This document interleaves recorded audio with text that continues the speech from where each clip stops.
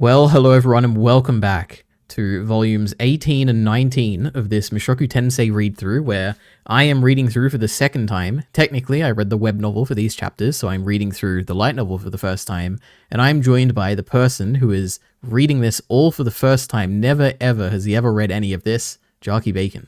Yeah, boy, it's me. I'm here, and I'm ready to expel my brain juice to all you. Fantastic. So I guess a brief recap here. Actually, it's been a while since I think Bacon's read some of this. Volumes Yeah, 18. I forgot all of it. Yeah, maybe. Volume 18 and 19. So 18, I've got a short list here. So we're doing a bunch of Orsted missions. We're adopting a cat. We have an entrance ceremony. We're starting a business. We're visiting the Doldia village, and Julie makes a perfect figurine. So that's volume 18. All right, I've got to make a comment. Have you made the background? I have, yes. Everyone's looking right now, and they're like, Fantastic. That's exactly what I want to hear. What an illustration, boy. Bacon. My goodness. Yeah. Yep, It's the greatest one. Not to get ahead of ourselves, but yeah, true. We'll get to that. But that's volume 18, and then 19 is simple. It's the Sharon Kingdom one where they're going with Zanoba. I'm sure you all remember it. Everyone listening right now. So Bacon, generally speaking, what did you think of these volumes? Ooh, what did I think? Well, I didn't make any notes for. I got through all of volume 18, and I just was very lazy because I was reading it and listening, but mostly reading. And I was just like, "Oh, I'm interested. I want to see what's happening next." I just didn't make any notes because I was just being lazy. Because that means you have to take your eyes away and go to a different tab and all this stuff. And then there was some cool bits, but I would say I feel like volume 19, very good. It's going, yeah. Volume 18, I feel like might be my least favorite of the new ones so far.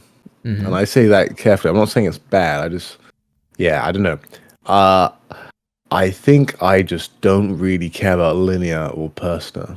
I think that's maybe the issue. But yeah, there were some really good moments in here. I'm listening it back again. I was like, maybe I went to it too fast. I'll listen back it again. Didn't go all the way through because I was too busy absolutely stomping some Elden Ring's bosses. Right. Yeah, I don't know. There was something about it that I just didn't find. I mean, there was some bits I liked, but I don't know. They're, to me, not the most interesting characters. Though I will say on my read through, I was like, how they did put characters in interesting situations. So even if I don't find them interesting, they do draw out more from other characters. So that's fair enough. I'll give them that. So yeah. Okay. I guess to all that, I would say I very closely agree with all that. Firstly, I think volume 19 is... Ari, hold up. You said this was the good stuff. I remember last time you're like, nah, volume 17 is the beginning of the really, really good I guess now I can say it. I can give you my list, I think, of what we're going to be covering soon. I think volume 17, not 18. 18 is kind of the exception where I'm like, oh, it's like fine. There is some good stuff we're going to talk about, especially with Non. But 17 and then 19 and then 20 and then 21. Those are some of my favorite volumes in all of Mushoku Tensei.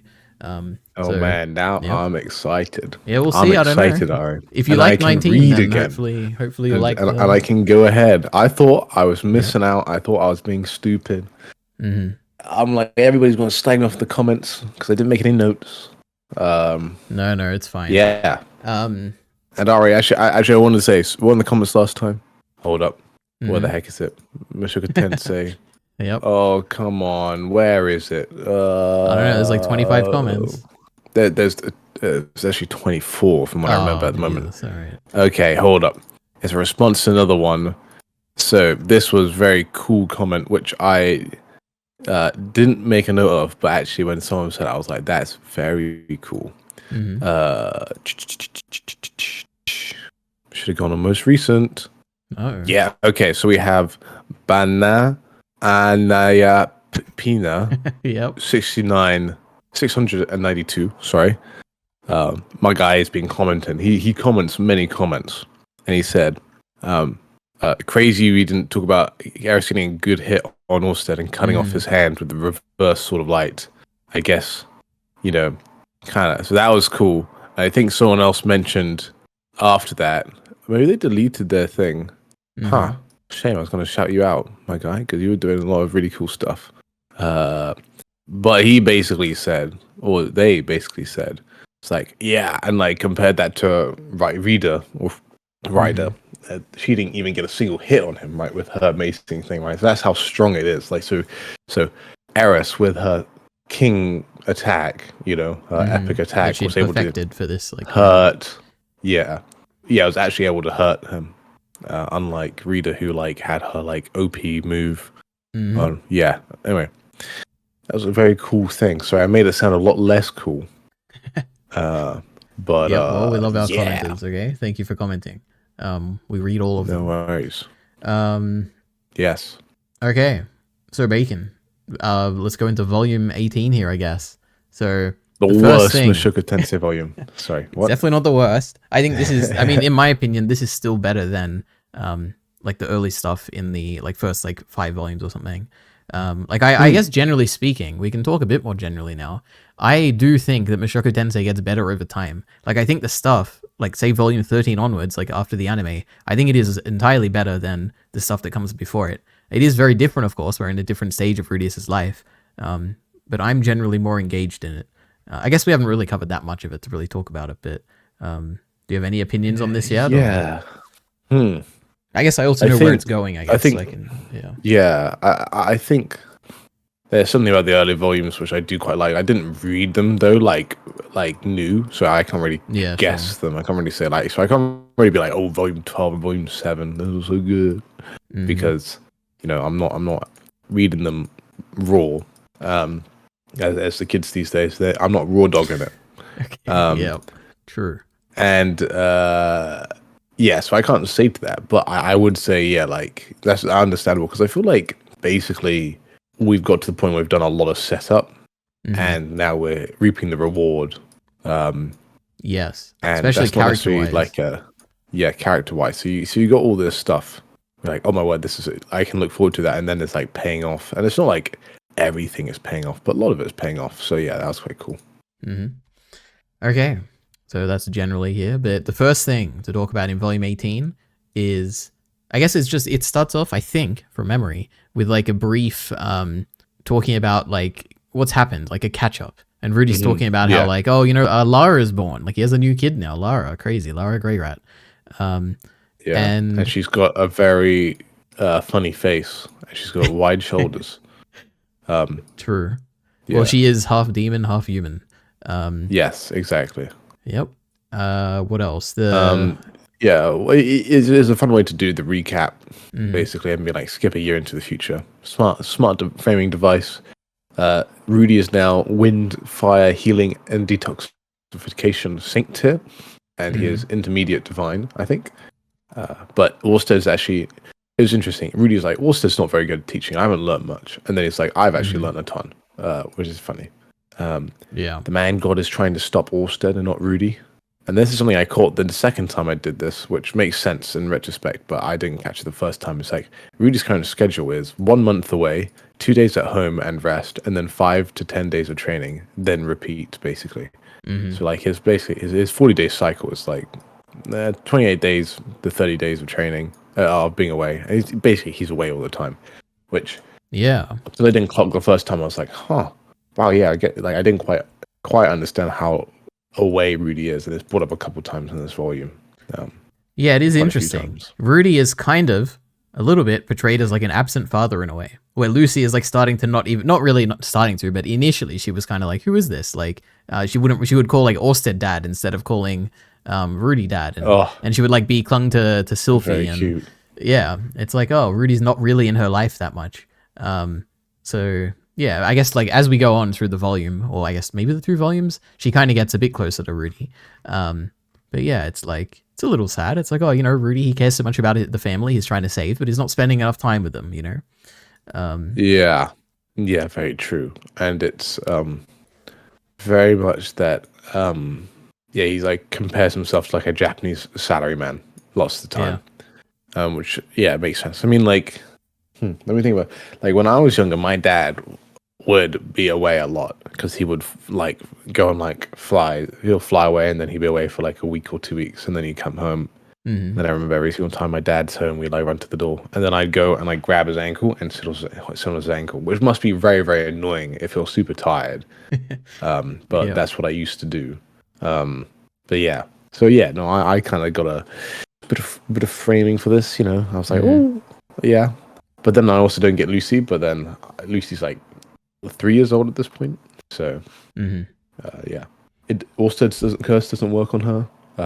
That is true. Lucy doesn't know Rudy that well, and Lucy calls Orsted dad, and Orsted really likes it. This is like the first time I've ever seen Orsted happy. It's quite that was kind of cute. Yeah, and like carrying Lucy on his shoulders and not protesting when she's pulling the hair and stuff. That was cute. Yeah, and then like I'm not sure what the reason is. Rudy gives an explanation saying that it's because he's got silver hair like her mother, so maybe she like puts two and two together. But it could also just be like this, this destiny thing, being like, oh, this is the guy I'm going to actually be with most of the time, whatever. I'm going to take down the man god with him, or whatever. So it could be that too. I don't know. Perhaps. But yeah, interesting theory, Rudy. I'm on to you, you numpty. Yep. Well, cool. Interesting. We like theories. Like for instance, last time you had the theory that, oh my god, maybe Leo is protecting the baby inside Roxy. And you were kind of proven right here. Kind of crazy. Well done, Bacon. Lara Greyrat. She might be the chosen one. I was entirely right. Yep. Anyway, we'll get to that, I guess. The opening scene. Okay, so another thing we do. It's a bit of a weird volume. It's so different.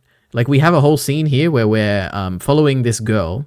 I don't remember the details exactly, but Rudy is basically on a mission to make sure that someone gets saved in I don't know if it's a labyrinth or gets saved somewhere so that some outcome happens and Orsted is happy. And this involves like following the perspective of this girl who Rudy comes and saves, and she like has a crush on Rudy, and he pulls out his sacred relic thing, and there's like a whole chapter there basically, and it spends quite a long time on this. And this is fun. It's not very engaging, I would say, but it was definitely fun. This is peak OP content for Mushoku Tensei. That's what I'll say. We done an OP. It was like, one thing I do think is cool is like how early on it's like, oh, he got eaten, and then what's that weird thing on his hand? And it's like, like she is through her perspective, and then it's kind of explained later all his kit, like he's got the Gatling gun and also Yep, and thinking he's like really muscular, like really strong because he's like got this big suit of armor and is flexing in the armor and everything. True. Yeah. Yeah. All right. And then there's the whole kind of like when Rudy was actually trying to be cringe, to make her not attracted to him or whatever. I think it's also interesting that it's a side story where we'll probably never see them again, right? But they've had they're like, to them, normal poisons are poisonous because they don't have anybody within like a 10-day radius that has like intermediate. Detoxification, which is like an interesting thought, Yeah, I don't remember if it was this volume or last volume, but Rudy was talking about how like it would have been the one with Nanahashi. It would have been ages ago. He was talking about how like the healthcare system here is very poor because everyone kind of relies on healing magic, so people don't even like wash their hands and stuff. Which is kind of funny to think about how it shapes the world if you had like this magic that just heals people, Yep. Anyway, I know you said you don't have many notes. I also don't have many notes. My next note here says, Eris brought home a cat. Pretty crazy. That was kind of a funny way to frame it, I guess. Obviously, I knew it was Linia. Did you think it was a cat when she got introduced? I don't know. Obviously on the cover, Linia's back. And I was like, this is really interesting. And so I was like, okay, let's see what it is. And then it said, brought home a cat. I was thinking there was an actual cat. I don't know why I didn't. I still got like surprised despite knowing Linia would be in this thing. Yep. Crazy. Yeah. What did I write? Anything? Roxy had a tough birth due to Lara's big shoulders. Okay, so that Clive was born. True. And Rudy doesn't care about male preference primogeniture. That's kind of made a big point because like Eris is like, oh, I need a boy. I need to give you an heir. And Rudy's just like, I don't care. And then Rudy. There's a point where Rudy doesn't want this much sex, but will do it because Eris wants it to soothe his wife's concerns. Yeah, it's an interesting way of framing it because I think that's maybe the first time when Rudy is like not sexual, but it doesn't really seem to. He doesn't seem to be less horny. This like it doesn't seem to be like slowing down really, because basically every single time he sees like one of his wives, he's just like, oh, they're very pretty, and oh, let me sexually assault them. I say that jokingly, of course. Yes. Don't have me Mushoku Tensei fans, please. Yeah. Yeah, basically. Yeah. There's okay, so we have Linia being introduced. Later on we also get Persona being introduced, and we have the Eris stuff where Eris is kind of obsessed with them because, you know, she loves animal people. You know, she had Ghislaine that she looked up to. She was raised by the Boreas household, who obviously had a bunch of animal people who were, I don't know what you call them, beasts, I guess in this case, beast folk, who were working for them. And then later on, Rudy describes it as Eris's harem, which is like kind of interesting to think about. We never really get any direct insight into it. Like, we don't see what goes on in the room, but I guess I should say this is something, because obviously I'm reading the light novel now, which is much better translated. And I think it's very clear in this official translation that Eris is not actually having sex with them or anything. There's no she's just sleeping with them and grabbing them tightly. Their bones. Yeah. Because I remember very clearly when I was reading the web novel, I was like, oh, okay, Eris is like sleeping with them, like having sex with them or something. So it was, I guess it was just a bad translation when I was reading the web novel, but yep, pretty crazy. I'd much prefer it this way. That would be, yeah. I mean, Eris has always been kind of against the whole like threesome thing. I don't even think they've had a threesome, so I assume she's pretty straight. Yep. But maybe she's like, you know, animal people makes something different. Yeah, I think it's always been portrayed as like it's a weird Boris thing, but not necessarily. Yep. Yeah. Oh, but that was a whole funny thing, because like, anyway, we'll get there. But like they were spending like 300 Azurian coins on Linia, and guess who it is? It's Eris's family. Yep. Yeah. That was a fun scene, I guess. Yeah. Well, yeah. Hold on, but Clive, can't think about Clive. I forgot about Clive many times, but I can't think about Clive. Here we go. Oh, this was the funniest thing in the whole recap, and we're still in the recap, I think. Rudy's like, speaking of your daughter, Norna's doing really well at school. Enough about her, though. Eris gave birth. And that, I just thought that was so jarring, because I don't know why. I feel like that means a lot, but basically she's completely overlooked. Like, Rudy's not paying any attention to her. She's like, she's going to school well. Interesting. It's like, oh, I finally talk about Norn. I will say like less, like a sentence, and then move on. It was just very funny when I was listening to it multiple times. I was like, huh. So I make a point of this in my video, actually, not specifically this line, of course, but that we have paid less attention to Norn throughout these recent volumes, which makes the reveal, I think, at the end that she is the new student council president. It makes that more. I guess it serves the theme of her character, which is like her hard-working nature behind the scenes, where even when we're not paying attention to her, she's still working in the background.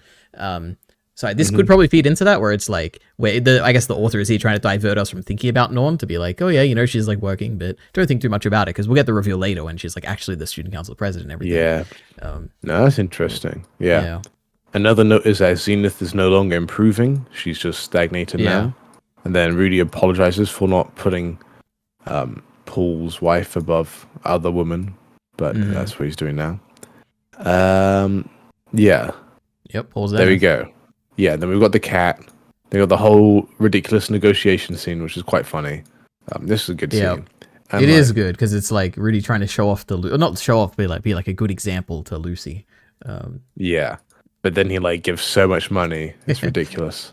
That comes to bite him later. But then he basically he reasons out a reason not to have Linia.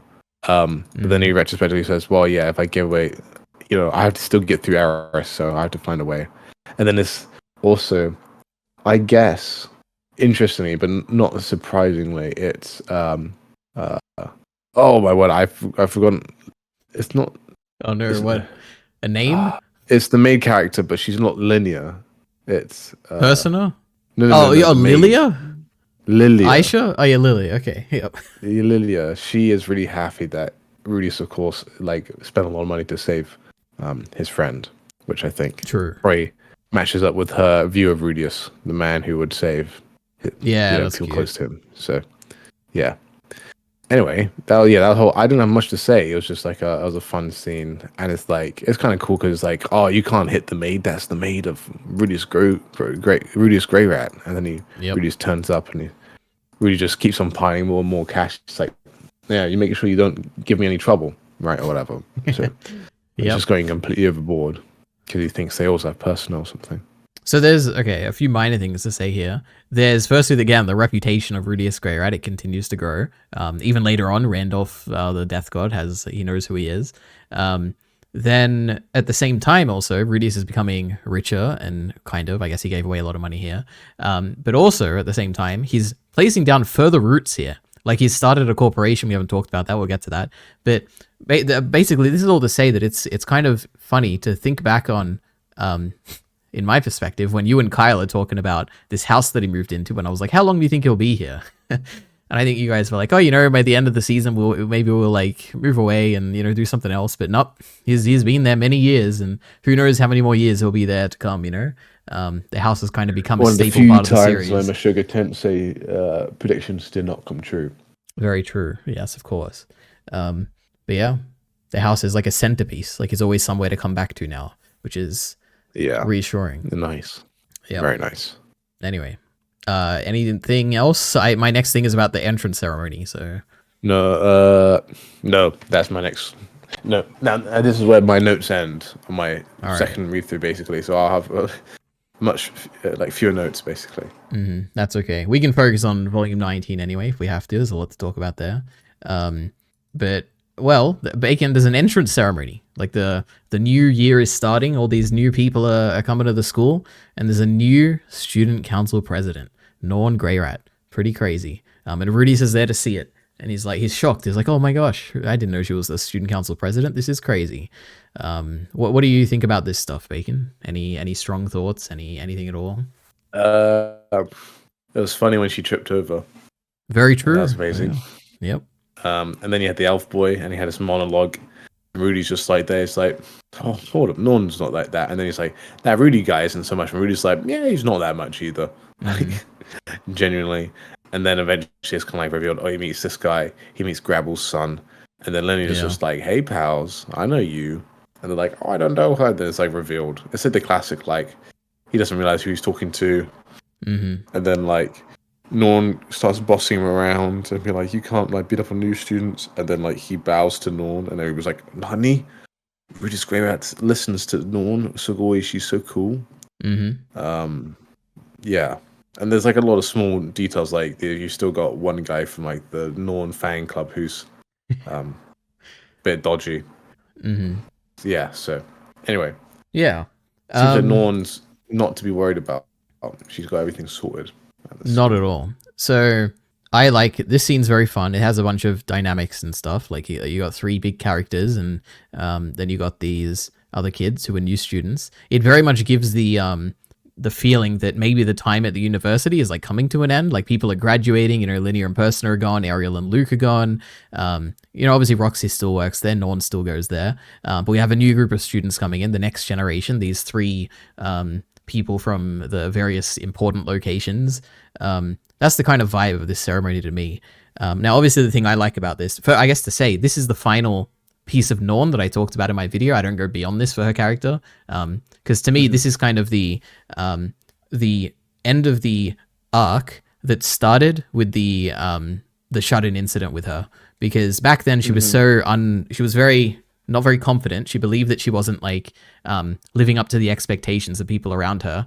But she was able to get over it very quickly by just thinking through things and understanding that Rudy's there to like support her and everything. And she gets through it. And from then onwards, she has like a few facets to her character. You can watch the video if you're interested. But the big thing is like how she's always, like putting in the effort and working in the background, and she's very ordinary, but she's still trying. And this gets her to the ultimate position of like everyone is looking up to her now, kind of at the school. They look to her, like they even say this, like everyone is looking at Rudius with like fear, but they're looking at her for like protection and like as like a guiding figure, kind of. So through not being extraordinary at all in any way, she has become someone who people look up to, I guess. And to me, that kind of feels like the end of this kind of struggle that she was going through, and sure, it's the ultimate achievement, I guess. Norn has nothing else to do. No, she has plenty more to do, but this is all I covered in my video, which you could watch now if you wanted. However, I do say minus spoilers at the beginning of the video, so maybe you don't watch it yet. We'll wait till the end of until we get to the end. But yep, I don't have. Let's see, what have I actually written down? Nord's hard work, the new students, linear interactions, fun. Yep, that's it. I got nothing else. Fun scene, I love it. But next up, Bacon. Yeah. Experimenting with Orsted's curse, and he gets a big helmet thing, which we get a funny scene later where he's wearing a big black helmet and Rudius is startled by it. But yep, fun. I don't really have much to say. What else afterwards? After this, we get I think that the chapter title was something like the beginnings of like a house falling apart or something like that. And the gist of it is that now that Linia is a slave, basically, she's working for Aisha around the house, and Aisha's not happy about it. This is maybe one of the first times we've seen Aisha truly struggle. And Linia has broken her favorite cup, and she's not happy about it, and she wants Linia out. So there's a big confrontation between Rudy and Aisha, and Rudy, there's I didn't remember this at all. Of the two siblings, firstly, there's Aisha and there's Norn, obviously. I think a lot of people prefer Aisha as a character, which is kind of strange to me. Obviously, I prefer Norn, but I feel like we don't get too much of her. But we did here, which was kind of surprising to me. Rudy talks a little bit about how because she's so capable and such a genius, and everything she applies her mind to, she can kind of figure out and conquer. She kind of either looks down on people or doesn't have the patience for people who aren't as competent as her.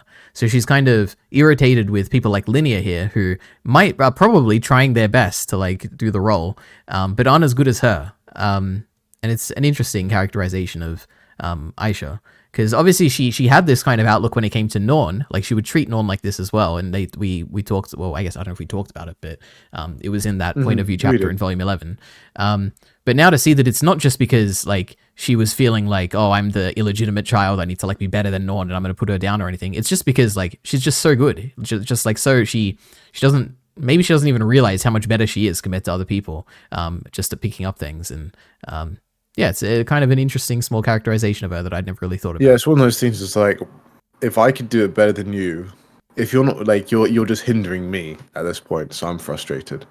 So yeah, yep, yeah, I mean, this scene, it was another good one when you enter. And I think this is actually what I would have maybe preferred if Volume 18 focused on, rather than going down to the Animal Kingdom, just because I feel like it wasn't. I guess this maybe got resolved a little too quickly, but it's interesting that it does. I think the chapter's called I actually don't know, but it references the family breaking up or something. Yep. And I just think that's just an interesting dynamic to throw in, and it's nice to see different. And this is why I said okay, I may not be the biggest fan of Linia as a character, and maybe we learn a little bit about her. I didn't really know a ton, right? There were some things, but then at least this instance is okay, this is a difficult situation, which it brings out different parts of different characters, which is cool, right? Yep. And so it's bringing out something unique in Aisha, which I think is interesting, and so on and so forth. So yeah, I mean, I remember the scene where it's Linia's thinking she's done bad, and she's kind of, you don't normally see her reflected, self-reflective, and I think for me it's just I don't know why, but it's weird. It's weird because she just doesn't. She feels very culturally different to humans, which makes sense. But it's just she's just I don't know. Something about her character which I don't find that much pleasure in. But I'm glad that she's kind of used in an interesting way later. But I just thought we were gonna focus more on this. But yeah, I don't know. But yeah, no, it's interesting because then after this you have the scene of basically Eris trying to force Linia on him because she's oh, no one's gonna have sex with you because everybody's unavailable for one reason or another. And then, but Linia's actually trying to just have sex with him so she has this kid. So then she gets up the totem pole because she has this concept of this plan, a hierarchy, basically. Yeah, which I thought was another interesting scene. But yeah, I actually can't remember if I had anything to say really about it. Okay, yeah. Yeah. Linia as a character, I think she's perfectly serviceable. She's kind of the funny thing is the comedic element, I guess. It's like beyond that, I don't think there's really that much to her. Yeah, I guess I generally agree with you. They could have done more with her. I do like the new position she's in, I guess. I find it more interesting. Like with the not this slavery position, but what happens later with the working at a company, everything. Yeah. But yeah. I guess like she facilitates a lot of funny scenes. I guess that's probably more so for me, more than the character element to her. Yeah. So one thing I would say is like I said that she's definitely coming back, right? And person is definitely coming back. I think I said that because that's what Mushoku Tensei likes to do. But this is one of those instances where I'm like, did they really need to come back? Like, and like, right? And of course, there's like a bit of a, probably a bit too easy for me to say because she does do stuff. But yeah, this felt like a bit. There, I used the awful word contrived, just because I was like, yeah, she didn't need to come back. Like, I guess we were gonna have to go down to the Beast Town eventually because we got the Dot Beast, Sacred Beast. That makes sense. That's eventually gonna happen. But yeah, I don't know. But then again, yeah, as much as I may be like, I'm not a big fan of her character, she does give other characters. She does enhance other characters mostly. But yeah. Yeah, I would say I mostly agree for the most part. So good analysis, Bacon. Well done. You've cut to the truth of the matter here. I'm trying to prevent the comments getting all hissy, but I'm like, actually, Linia is a super deep character. You know what? I don't know if there are any like Linia fans out there. If you're a Linia fan, please let me know. I've never seen like a fan club for her or anything. Wrong. Yeah, maybe. Give me a reason to like this this light novel more. Yeah, I'm not going to complain. Yep. Give us your Linia analysis, please. I guess you know what we could say, Bacon. We could say that it's interesting because she grew up as a princess. Okay, she's an important figure, the daughter of Guys or whatever his name is, and then she has to go to this university, and she retains all her power, and she's like at the top of the hierarchy, and she's bossing everyone around. And then Rudius comes in, and she has to live like a normal person now, working under someone as like not a princess anymore. Now she's a slave. She's working in a household. She's never been in a household before. She's just been a princess in like a jungle, but now she has to clean the cups and etc. So, yep, there you go. She's great because she's, I don't know. Yeah. Oh, yeah. No, I mean, there's probably something there, but I'm sure. Yeah. One day someone will make a Linia, not Grey Rat, Jesus, Linia Doldia or whatever her name is, video essay, and everyone will start loving her character and everything. Yeah. Anyway, the funniest scene, Bacon, is when Linia or Rudy takes Linia to Zanoba and he clearly doesn't want to acknowledge that he doesn't want Linia there, but he's like rushing to like pack all this stuff away and is like telling Julia to like stay and like make sure that everything is like safe. And he's like, oh, let's walk to the other side of the room so that like when Linia's here, she's not going to accidentally destroy anything. And he's like constantly looking to the left when she's talking. And yeah, he's got a bit of trauma associated with Linia. So that was a funny scene. Poor Zanoba. And then he walked into Julie having a period or whatever. Oh yeah, it's true. Yep. Crazy. But now, Bacon, we have to talk about the origins of the Orsted Corporation. So they're kind of Rudy is creating this company that is, firstly, it's like a mercenary band, and I guess it's kind of extending from there to kind of help Orsted with his missions and everything. And he's tasked Aisha and Linia, at like being the head of it and running it. I like this. So the setup for this was Rudius away, and did we get that perspective of when he was away? We did, right? So we had this whole bit where like Rudy was like, "I'm the evil mage, you can't kill me," and then it basically like had to force this like really cowardly knight to actually admit his love to Rudius, and he was like, "Wait, you've got the rigid super model? That's my only weakness." See, this was way funnier. This was way better than the first one. That was great. And then it was a good way to cut away. And it's like, it's just a funny bit. And like, Rudius is actually like, he's called, what is it? It's like Quagmire. Sorry, Rugmire. Something like that. Whatever, something like that. The audiobook would not pronounce it correct, that's for sure. I remember. Yeah, for sure. Yep. Yeah, so that was good. And then he comes back to this. And I feel like I read it, but like I didn't read it in the right tone of voice because I was like just wanted to figure out because I was like, oh, of course it's those two. Like, I know who it is, so I'm just going to kind of speed through it. But I actually imagine this would be quite funny to listen to because it's really just like, Aisha's been away from the house. She's not around anymore. And everybody's like, huh, what? Well, I asked her to do something, but I don't know what the heck she's actually done. And she's like, uh-oh. And then she's like, oh, here's all these shady characters. I'm actually quite scared myself, even though he's Rudy, yes. And like he could destroy all of them. It's kind of funny. And then it has this whole thing where it's like, I'm like, oh, the boss is back, whatever. Like, yeah, it had this funny thing, and it's just, yeah, then it describes they were like in front of the gold and all this stuff. They call him the not the what is it, the chairman? I think they call him like, oh my god, the chairman's here. Yeah. Yep, crazy. Yeah, and they're like in front of the gold. They're just like, yep. They actually really get along very well, which is quite funny. Like before, last time you saw them, like they didn't like each other, and now they're like, great business with you. Yep. And it's because Linia is good at like basically gossiping people. and like being influential. And Aisha's doing all the behind the scenes stuff. Anyway, it had a great picture. Definitely the best picture so far in the whole entire light novel. It's very funny. Absolutely.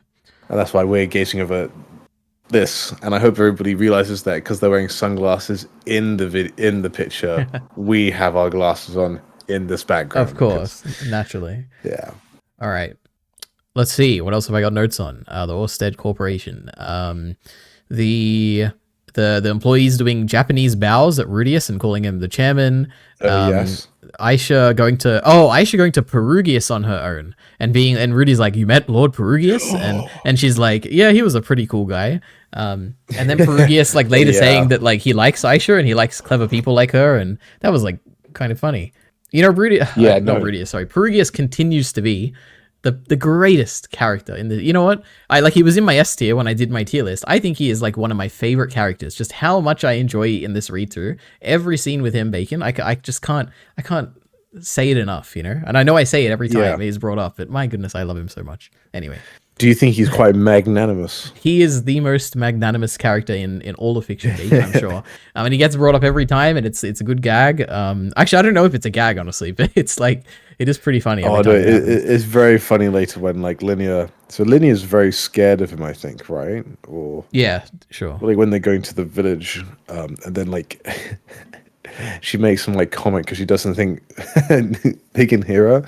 It's like she doesn't realize that basically the whole fortress is wide, and then Sylvana, whatever her face is, the Sivril, she comes up and she's like very mad, and she's like, no, he is very magnanimous, and no. Like someone just like offended her, like her dad, not a dad, you know. Yep. You know, I agree. I think Perugius he just has like a lot of like fun moments where you're just like, hold on, what's going on? Oh, okay, that's fun. Like why is Aisha going to him? Okay, that's kind of funny. Oh, that's great. I love Perugius, right? Like, and yeah, like in a way, he's only got better since Volume 14. Like all his best stuff, like his worst stuff is in Volume 14. in a way, yeah, it's funny to think about. Interesting to think about. Yeah. I mean, there's Volume 19 has a great moment with him as well. Oh yes, we'll get there. I just read a great note here. Linia referring to Leo, the sacred beast, as Lord Leo is just so funny to me. I don't know why. Like the fact that firstly she can communicate with Leo, which is really interesting, like telepathically, I guess, or maybe just through like understanding barks or something. And just thinking like he is technically above her in like the princess hierarchy that she was from back in the Doldia village, which is just so funny. Lord Leo, what a title. Then other small things here. Pregnant Eris. We constantly are talking about how Eris is still too active and she's pregnant and there's going to be issues, but no, that's why she didn't get pregnant in the first place. Yeah, maybe. Yeah, that's what they were theorizing. Yeah. Yep, crazy.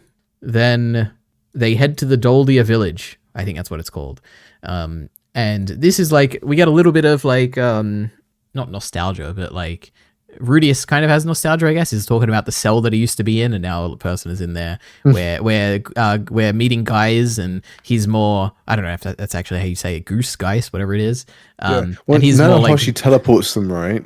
Yes. Like made a big deal, right? Like, is she using mana now, or like I didn't get the importance of that, but I feel like it was kind of important. So I don't remember the details, so I don't want to comment, but I'm pretty sure that it would have been using someone else's mana. She doesn't have mana. Yeah, maybe like some magic crystals, I think, actually. Maybe, yeah. Anyway, it seems to be important for our research. And Nanahoshi has taken a bit of a backseat recently, so she got ill, didn't die. What the heck is she doing? We don't know. So interesting. Maybe we'll never see her again. Maybe this will be the last of Nanahoshi. Probably not though.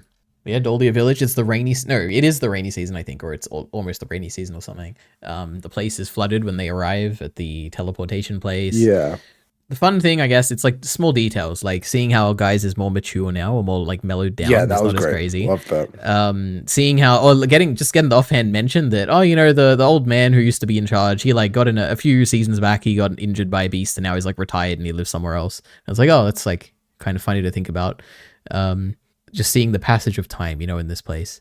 And the fact that they think of Rudy as a hero because he like saved them from the fire that one time is also pretty funny. But yeah, it's the like whole Sherlock Holmes investigation where he calls Lydia Watson or whatever, and she's like, "What?" Yep. It's like that was fun. Yeah, this was something I definitely remembered. Like this stood out to me because when I remember when I was reading the first time, I was like, "This is funny," but like, I guess the most interesting thing about this is that it's not really a mystery at all. It's just like it's like a gag. Like it was personal. Personal was that she did it. There was no twist, no nothing. It was just she stole the meat. It was great. I liked it. It was funny. All right. Yeah. Then I mean, yeah, there's probably more to comment on. What else is there to comment on? Yeah, I mean, there's the whole thing of like her basically trying to be a servant, and then like her compared to the other girls, like she gets to be with Sacred Beast Leo, and he has to explain to them. Oh yeah, because Rudius teleports over there because he gets like a letter or something. Saying that the beast is gone. Yeah. So yeah, and then it's revealed that that Lara's the Sacred Beast's like chosen one or whatever, which is quite cool. Yeah, which is interesting because in retrospect at the time you don't know any of this time stuff, and now you're like, hang on, there is, there are like prophecies and stuff. Yeah, the prophecies actually do exist, right? Like it adds credence to that. Yeah. Mm-hmm. So I guess the details here that I've written down.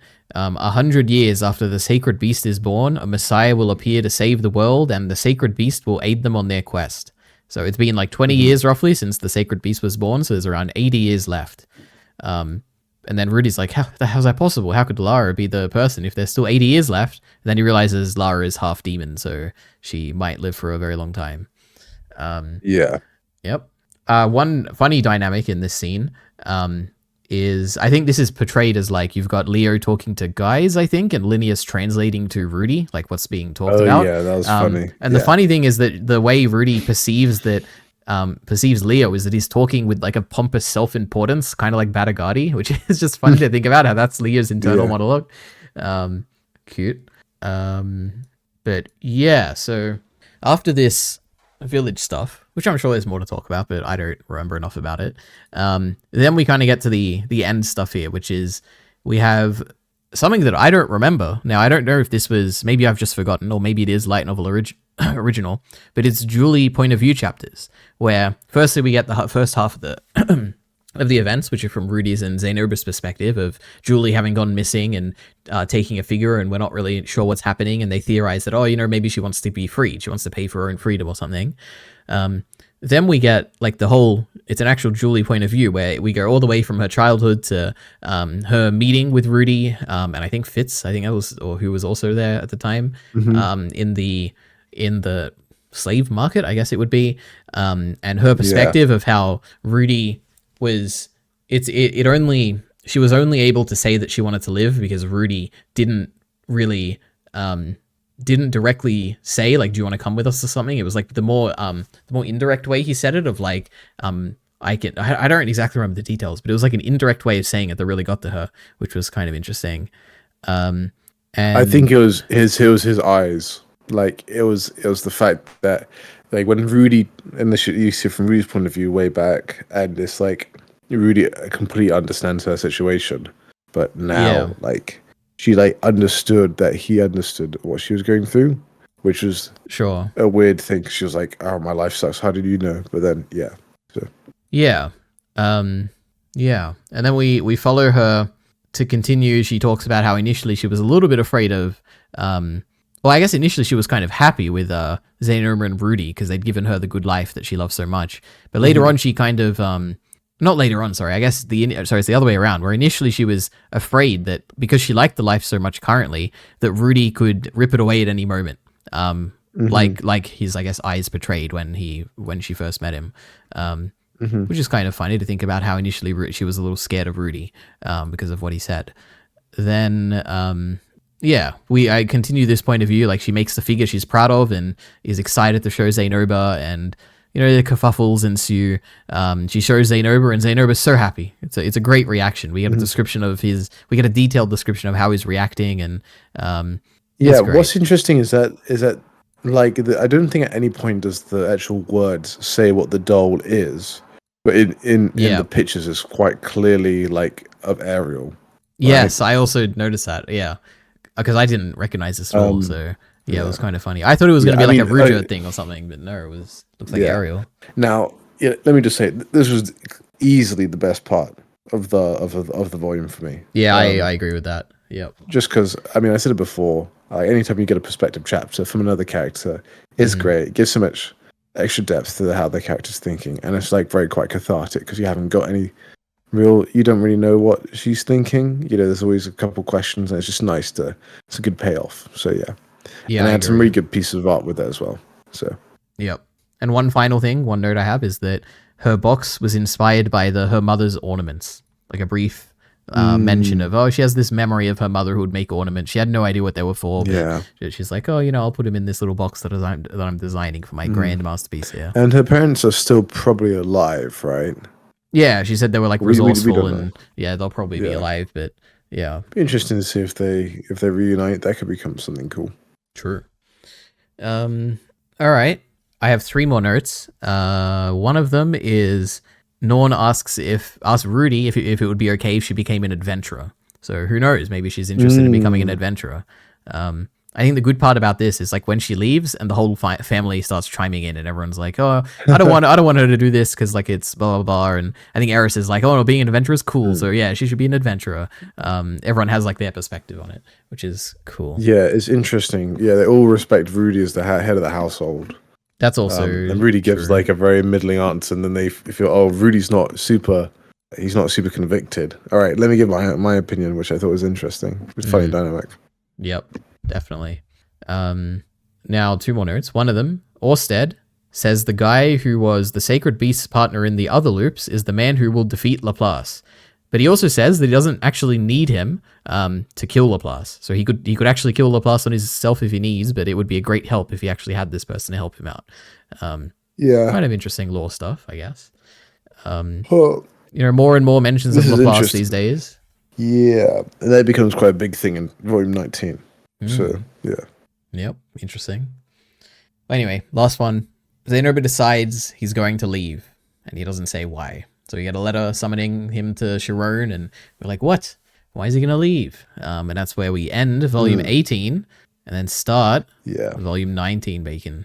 So, all right. Okay. Let me think. How are we going to do this? I have a lot of like small things I want to say at the beginning, I guess, like high level stuff where I want to say, because I love Volume 19, basically. Firstly, I guess, do you have any high level thoughts you want to say about this volume first before I kind of prime you for anything? Like, what do you think about it? Anything stand out? I think I was having a good time while reading it. I think in retrospect, it does some cool stuff, but basically, Mushoku Tensei has gone this way where it's got slice of life book and then big books, slice of life book, big book, slice of life book, big book. So you got 13, then like half of 14, then you got end of 14 and 15, then you got 16, which is chill, then 17 is big, like big in scale. Sorry, big in scope. I feel like out of the big in scope ones, this one might be my least like emotional one yet. I don't know why. There's like a couple of things which I thought was interesting, but there was some really good scenes. Yeah, I don't know why. I don't know if I was just a bit checked out or I was like just reading too quickly or like I don't know. I just wasn't as like emotionally invested. It was still really good. I mean like Zanobu's like a phenomenal character in this. But and there's definitely like one scene that does. I'm like, oh, okay, that was good. That got me. I'm curious, which scene are you talking about specifically? The suicide. I was like, what? That just happened? I was like, that's crazy. Yeah. I would say, okay, yeah, we'll get to it, but there's some other things which I was like, like I wasn't even engaged, and I was like, yeah, you guys shouldn't be doing this. It's dumb. And then it was like, yeah, it was dumb. And I was like, okay, yeah. I was on it. I read the title of Ari's video. Surely there's a moment. Surely that fight with the Death God is in your anticlimax video, right? So I guess we can talk about it a little bit now. This is the first part in that video that I talk about. It's the stuff in volume 19 is what I talk about. I guess the thesis of the video now.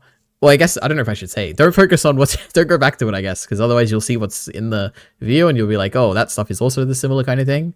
But basically this volume does something interesting, which is that, in my opinion, it kind of feels like it's building toward a kind of a fight or a confrontation, which we do get with the Death God, kind of, but then it ends, and then Pax kills himself. And that's only roughly halfway through the volume. It's a little bit further than halfway, but it's it still feels like there's a lot of story still to come in this volume. But that is the end of the action. That's basically the end of it. After that, they just head home, basically. Yeah. And you were kind of thinking that, oh my gosh, we've had this big battle at Fort Karon. We're fighting with the Death God. Where's this all leading? Are we going to, is the Dragon King, are they going to come here? And, we're in the middle of a siege, and there's so much stuff that could still happen here. But it ended anticlimactically. And then, which was what my thesis of the video is, at the end of the volume, you get the true climax, which is the revelation of Zanoba's perspective. Where it gets recontextualized that the whole purpose of this volume wasn't to set it up for some battle against an apostle of the man god. It was purely for us to get the revelation of a character that we've never truly understood. It was to be curious as to what Zanoba is thinking. Why is he we don't know why he came to Sharon. He never tells Rudy. And the answers he gives him are kind of Rudy doesn't really buy them. And we as the audience don't truly know what's going through his head until we get the revelation at the end. And it's a very climactic revelation where now, for the first time in 15 volumes since we met him, we understand what he has thought of the things in the past and the things in the present and how he's developed as a character. And that's the true climax of this volume. And I find that really interesting. But yeah. It's like what Julie did in the previous volume. Kind of just on a much larger scale.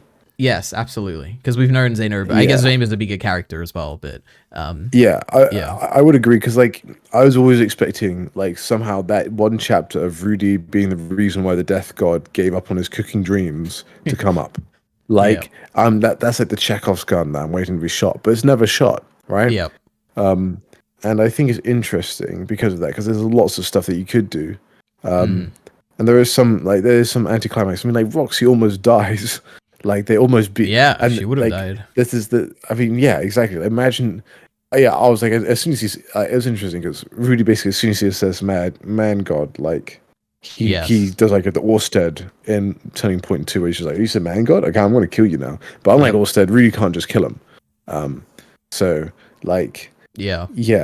then the Death God's oh, you almost got me, and it's even in the end, Rudy doesn't actually believe what he's saying. True. Yeah, I think it's good that Rudy fails. I like that this is a fail. This is his first failure under Orsted, and it's a big one, right? But then Orsted, how they deal with that. I don't know if we're going too far ahead, but I agree. It's I love the failure. To talk about. Yes, it's hard to talk about it without going through bit by bit, but I don't know, maybe we reverse, and then we can go through different things, but so I guess I just have a few overall general things, because this volume I think has, even before I read it, there were a lot of things that came to mind where I'm this volume has a lot of interesting stuff in it. Firstly, it's one of the first, I don't remember, maybe we've done something like this before, but we're revisiting an old character that didn't have much attention on them, and we're seeing them in a very different light here, or much more depth than we did before, which is Pax. Before we briefly saw him back in volume 6, maybe, we got very little of him. We kind of see him as a very one-dimensional kind of character who's like the maniacal villain, who's like, oh, I want to bring Roxy here and rape her, and I'm keeping Lilia and Aisha here and all that. He's like kind of maniacally evil, and he gets kicked out, and he's like a kid as well. And now we get him, and he's a little bit more. He still kind of has that element to him, but there's a little more to him. He's trying to be a good king. He's and obviously he's got his internal perspective of feeling like he's a failure and he isn't good enough to. Basically, he's never going to achieve anything, and it ties into the Roxy stuff as well, and Roxy being a bad teacher and a person and all that. So this is cool to kind of bring a character back that was very one note and add a little bit more to him at least. So much later in his life as well. So that's one element I like. Any thoughts on this? I guess. I think actually one of the most emotional moments for me was the old Pax perspective at the very, very end, the extra chapter there. Yeah, that's original as well to the light novel, I think. That was my first time reading that. But yeah. Yeah. It kind of made me wish I got that before everything goes down, but I know it's not the point. But it leaves on a punchy note, the volume, which is a good thing. Mm-hmm. Yeah, I think Pax is yeah, his introduction's interesting. And I think it's early on, it's very clear that both Pax and Zanoba are a parallel with Rudy, but Pax is probably the most obvious one with his old self. Like, there's lots of comparisons there, and there still are. Yeah, and yeah, I think that's probably the most interesting thing. I mean, it's very obvious because like Pax even has like a Roxy ripoff. I never even thought about that. Yeah, damn, that's a really good all point. this stuff, but like, yeah, it feels like this is Pax is undeniably maybe the most repulsive character in this series so far. Yeah, like he is just disgusting, morally abhorrent. But then by the end, you're like, oh, I feel kind of bad for him somehow. Yeah, and I think it is kind of like old Rudy, right? That's what I'm thinking. It's like whatever Japanese Rudy was like, kind of what he would have turned out to be. Sure. Yeah, that's kind of what I'm thinking. That's really interesting. That's all I have to say to that, Bacon. It was very interesting. I like that. I've never thought of it like that before. I have thought of the parallel because it is like there is. Okay, well, I guess we can talk about it now a little bit. There's the Roxy is a bad teacher and a bad person a little bit for thinking of this kid when she was younger. Okay, when she was younger and we were earlier in the story and we see Pax and we see, especially I remember this from the anime because I haven't reread it, so I'm not sure what they do in the actual anime. Yes. And then the light novel, sorry, but we kind of think of Pax as like a joke when he's like doting on Roxy and is like wanting to get her attention and stuff, and we're like dismissing him just like Roxy is dismissing him. And we kind of think of it as a little bit funny and annoying, and Roxy has better things on her mind. She's thinking about Rudius and the Turning Point 1 stuff and teleportation incident. And she's kind of not happy to be here, and she's like, oh, what's going on with Rudy? I wonder if what he's doing these days.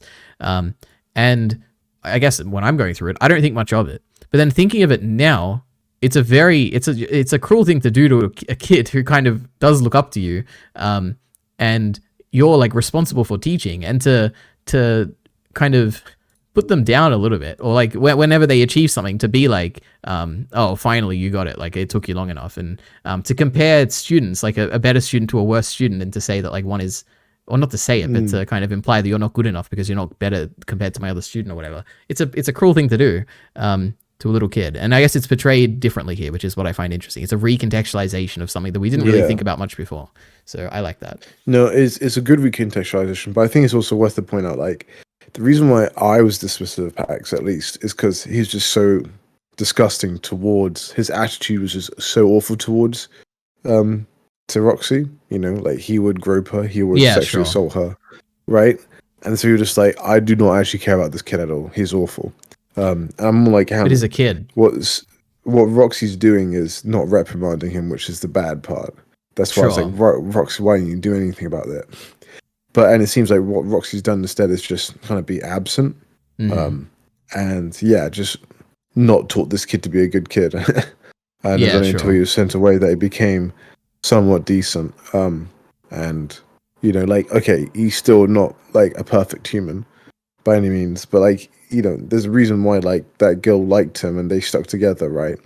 And I think another great bit of recontextualization with Pax is that later on, you know, so like you had like a couple of like descriptions of like Pax with like his head's really big, he's got stubby limbs, he's short and fat, ha ha, kind of thing. He looks very funny. He looks like the French guy at the beginning of Vinland Saga, you know. True. He looks like Jabath, you know, but then at the end it's like it says yeah, it's like you know, Rudy always makes all these comments, and then at the end it's like Pax is like, yeah, no one really respects me because my body shape is so weird and stupid, and I kind of hate that I look like this.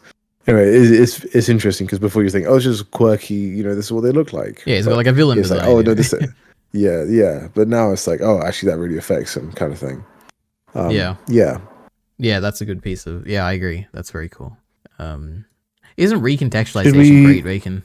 It is good. It is good. I think it's best when I've made this is like the whole point of like my most popular first video essay, which is on envy, where it's like, and it's something that I like a lot in Vinland Saga as well. And here, now you've mentioned it, I do like it here, is when the recontextualization admonishes the reader. It like takes your emotion that you are feeling and switches it, like reflects it back in your face and be like, hey, I'm calling you out, right? I mean, like my thing with like Full Metal Alchemist, like envy, like okay, spoilers for like the very end, basically. When Mustang's going ham on it, you're like, yeah, Mustang kill envy, and then you're like halfway through, you're like, hold up, should we be doing this? And then it kind of like frames as like, hold up, you were for this, like you were just as guilty of this vengeful mindset as Roy Mustang was, kind of thing, and it kind of like it drives the thematic point home way more than being like revenge is bad. It's like, hang on, no, you felt revenge too, you know, like now you feel bad, kind of thing. Same thing with like Vinland Saga Season 2, when you're like, oh, I really want Thorfinn just to punch those guys, and then he punches those guys, and Thor comes out of the ground, it's like, you shouldn't punch those guys. And we're like, oh, I guess I'm wrong too, right? Like that's what I like. So it's this kind of like when the, you know, the themes are. And I'm sure loads of other stories have done this, and it's not worked because I've not thought those things, right? I've not fallen for the trap.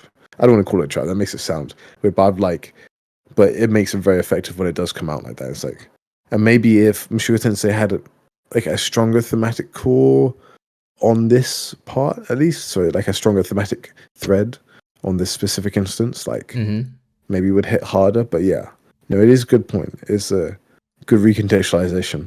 So yeah. Very interesting. I agree with all of that. I find it very interesting when stories do that. Yeah, very interesting. I agree. I can't say anything else. So Zanoba's, what else? What do we got? Okay, let's actually start. This was the high level stuff. Yeah. We talked about a lot of the details. Yeah, we did. The build up of whether this is going to be a trap or not. What were you thinking? Did you think this was Pax was on his side, or like you thought they was leading to a trap? Yeah, well, I don't know. This is before you get there, right? How are we talking about Orsted and the Perugius stuff as well? Are we gonna? Yes, we'll get to that. Oh, okay. You know what? Yeah, forget this note. We'll get to that. Wait a minute. So Rudy, firstly, he is. We talked about the absent father thing. Rudy constantly referring to Zanoba's blank and unreadable expression, and his laughter sounding hollow is kind of interesting. And then we have here Bacon. Go ahead. Yep. Yeah, well, I think with Zanoba, just to talk about early on, it is very true that we finally don't really know what Zanoba's thinking. If it's an interesting turn of character because it feels natural because he's been growing this whole time. And I think one of the weird things with the Zanoba revelation is that it's actually he hadn't progressed as far as I thought. So it was like Zanoba, even at this time, he hadn't like grown up as much as I thought he had.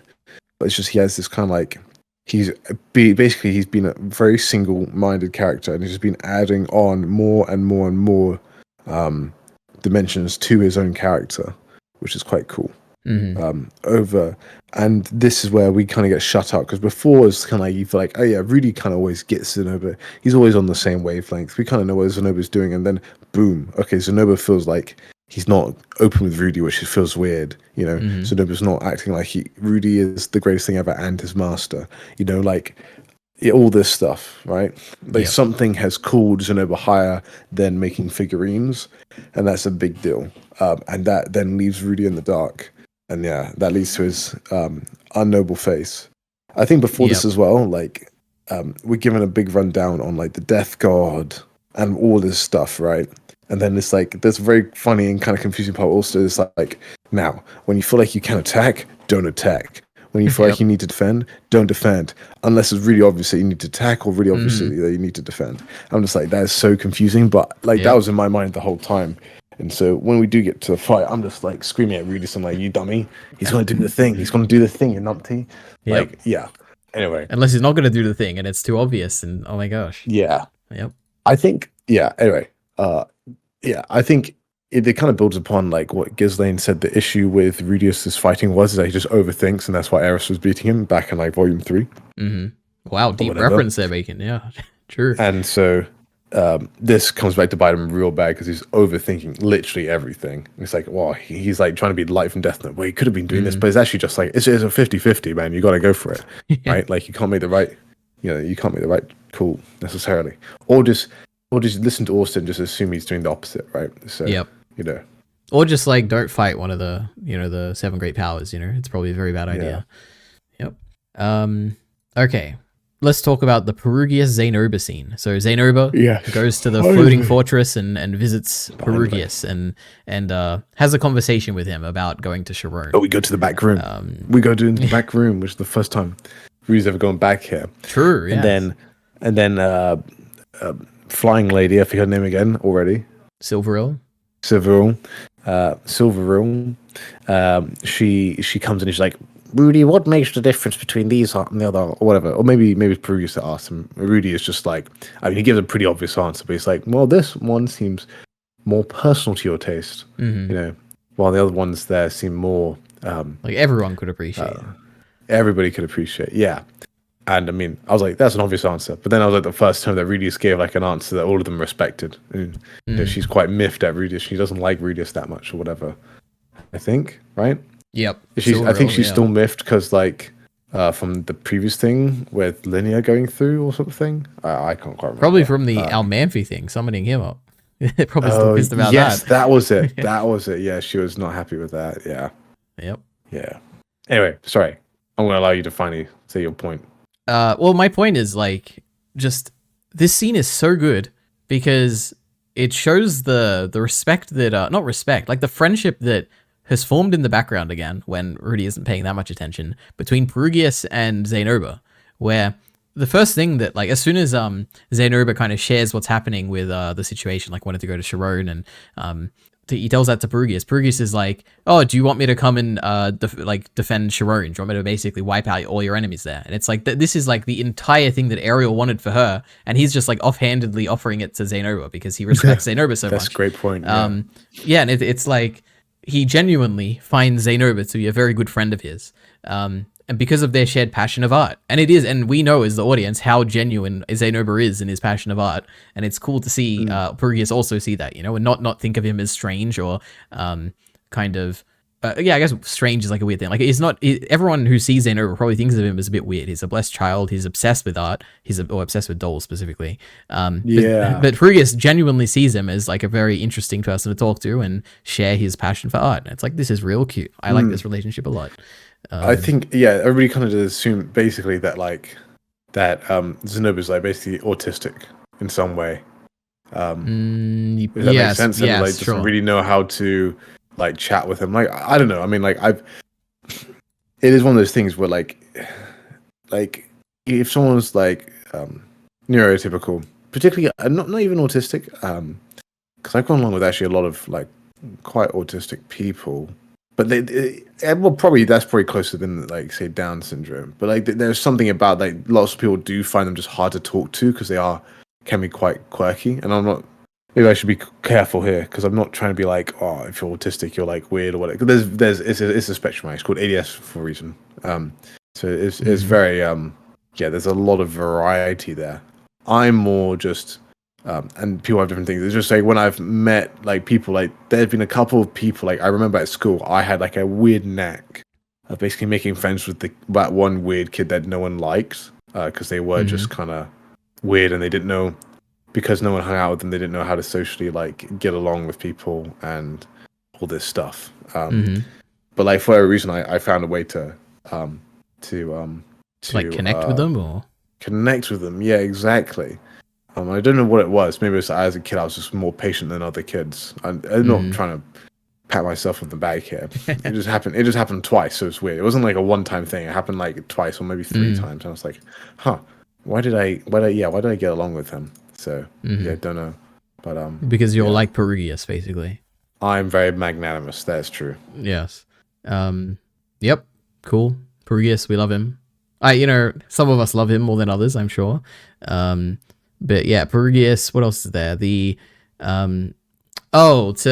was a cool interaction, and I've written some of the dialogue here, where Perugius. I think Zanoba. No, sorry, Rudy. I got it now. Okay, Rudy is asking that we need to bring Roxy aboard the floating fortress to do the teleportation. And obviously, Perugius is against this.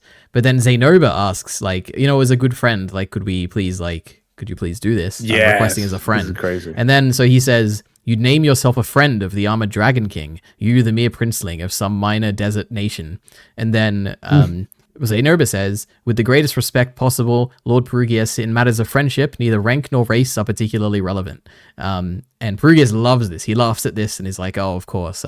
Initially his eyes flare up. I'm just like, "Oh no!" Like, I know it's probably gonna be okay, but I love how, like Perugius for me gets like, what is it like? Like I think he's gonna be like one thing, and then he does something that's unexpected. I'm like, "Oh, that's amazing." Yeah. Yep. Cool. What a fun relationship. And also the fact that when at the end of this, when he comes back and he's like happy that Zanoba's alive, Yeah. Cool stuff. Yeah. Well, what here, like, he's like, yeah, is it bye? I guess this is bye forever. Yeah, and it's he assumes he's going to his death. He's really sad. And like, poor little Perugius, he's losing a friend, kind of thing. Feels very bad true. For him. Yep. And then we head back to the house, and Orsted shows up, and Eris is like, we're under attack. And no, it's just Orsted outside. And even Beat is outside, wrangling his vines around Orsted and trying to kill Orsted. And I'm like, oh my god, Beat is the goat. This is great. What a great pet here. Yeah. I'm so impressed. So yep. Then I think then is when we get the information about the Death God, because I got the Death God note here. And basically, Zanoba, the Death God can't be Death Noted because he's trying to do the Death Note light thing, but he can't because he's the Death God. Oh, good bit, Ari. Wait, did I say Death Note by accident or? Yeah, you said the Death Note God. Well, that was a complete accident. Anyway, Zanoba then also says goodbye to Nanahoshi. And surprisingly, Nanahoshi has a good relationship with him too, She's so happy because he's been helping her out so much, and she gives a genuine thanks, and I think she even tears up and is hugging him, and it's like, oh, this is really cute. Who knew that Nanahoshi would be so attached to the people of this world? Who would have guessed it? Who would have thunk it? Then, what is this? The long con. We don't need to talk about that. Rudy seeing a different side of Zanoba. It's like he's meeting the Zane. Oh yeah, so we get a few references here where Rudy is like surprised at how capable and smart Zanoba is in the context of Sharon Kingdom. Like when he's at the battle, for instance, at Fort Karon, he's like, oh wow, he really speaks like a commander, and he like knows the tactics and everything, and he's talking about the mages being like 1,000 people, and it's like basically the way I've wrote it here is that it feels like he's meeting Zanoba before he met him back in Volume 6. Like this probably was what Zanoba was like before the interactions he had with him. Like he was probably trained to be a prince, he was probably acting as a prince, but then Rudy showed up one day and kind of led him down a different path. Which it's like seeing your friend in their house or something. It's like, oh, they're a bit different here, they got their parents here. It's like a different dynamic. It's like when you bump into your headmaster at the local grocery store. Like, sure. Or your sports teacher is there for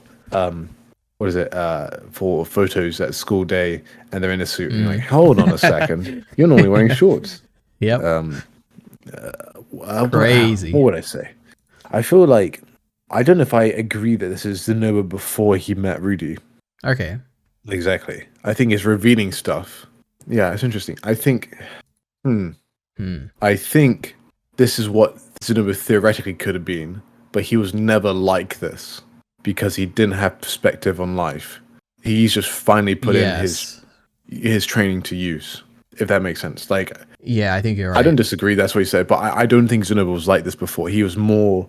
It's just now he's like, oh, I actually have a reason to use this information. I've grown as a character. I've grown as a person, and I'm finally finding a reason to use all this knowledge apart from the ones before, apart from stuff before. Yeah. Yeah, I think you're absolutely right. I think you get what I mean. Yeah, I think that's a much better way of saying it. I completely agree with that. Yeah. Yep. It's great. Okay. Then they get sent to the battle at Fort Karon. So there's a big battle there. The build-up is very fun. Oh, the build-up is very fun, actually. Where initially everyone is doubting Zanoba. They're like, this is the fort that this is the fort that I wanted to talk to the manager, right? Huh? Wait, what? The fort that wanted to talk to don't worry. Is this like a meme or something? No, don't worry. Oh, I get it. Okay, no, I got it. Karon. Okay, thank you. Jesus. Oof. Oh my god. All right. Thank you, Bacon. You have no idea. I remember you just flashed me back to I'd never, even now just thinking about it, I was like, is it Karon? I guess it is actually Karon. But I remember when I was writing my script for this classic volume talking about Fort Karon, I remember I spent so much time figuring out how it's pronounced because it sounded so weird that it's Karon. It should be something else like Karon or something, like to make it sound more distinguished. But no, Karon is what I went with. Anyway, yeah, build-up's very fun. Everyone's doubting Zanoba. They're like, oh, who is this guy? And then like he does a big speech, like he makes his voice very loud and he's like announcing himself and Roxy and Rudy, and everyone's like kind of getting a little bit more hyped. They're like, oh, look at this man with a strong commanding voice, and he's speaking with authority and everything. And then the announcing of like Roxy, this like king tier mage who used to be in this palace, and she taught you all they're all talking about how she taught us how to battle against magic, and like, oh my gosh, it's Roxy McGurdiger, and this this protege of hers, Rudius Greyrat, and everyone's kind of getting more excited, and it's like the hype is building for this battle. And actually one big thing, I love how everybody knows them for defeating both the Water God and the North God of Emperor. Yes. It's just completely untrue. But I love that they know it for that, which I think is quite funny. It is pretty great. The legend of Rudius Greyrat continues. But yep. Of Quagmire Rudius, actually. True, yes. Quagmire Rudius. But yep, battle's great.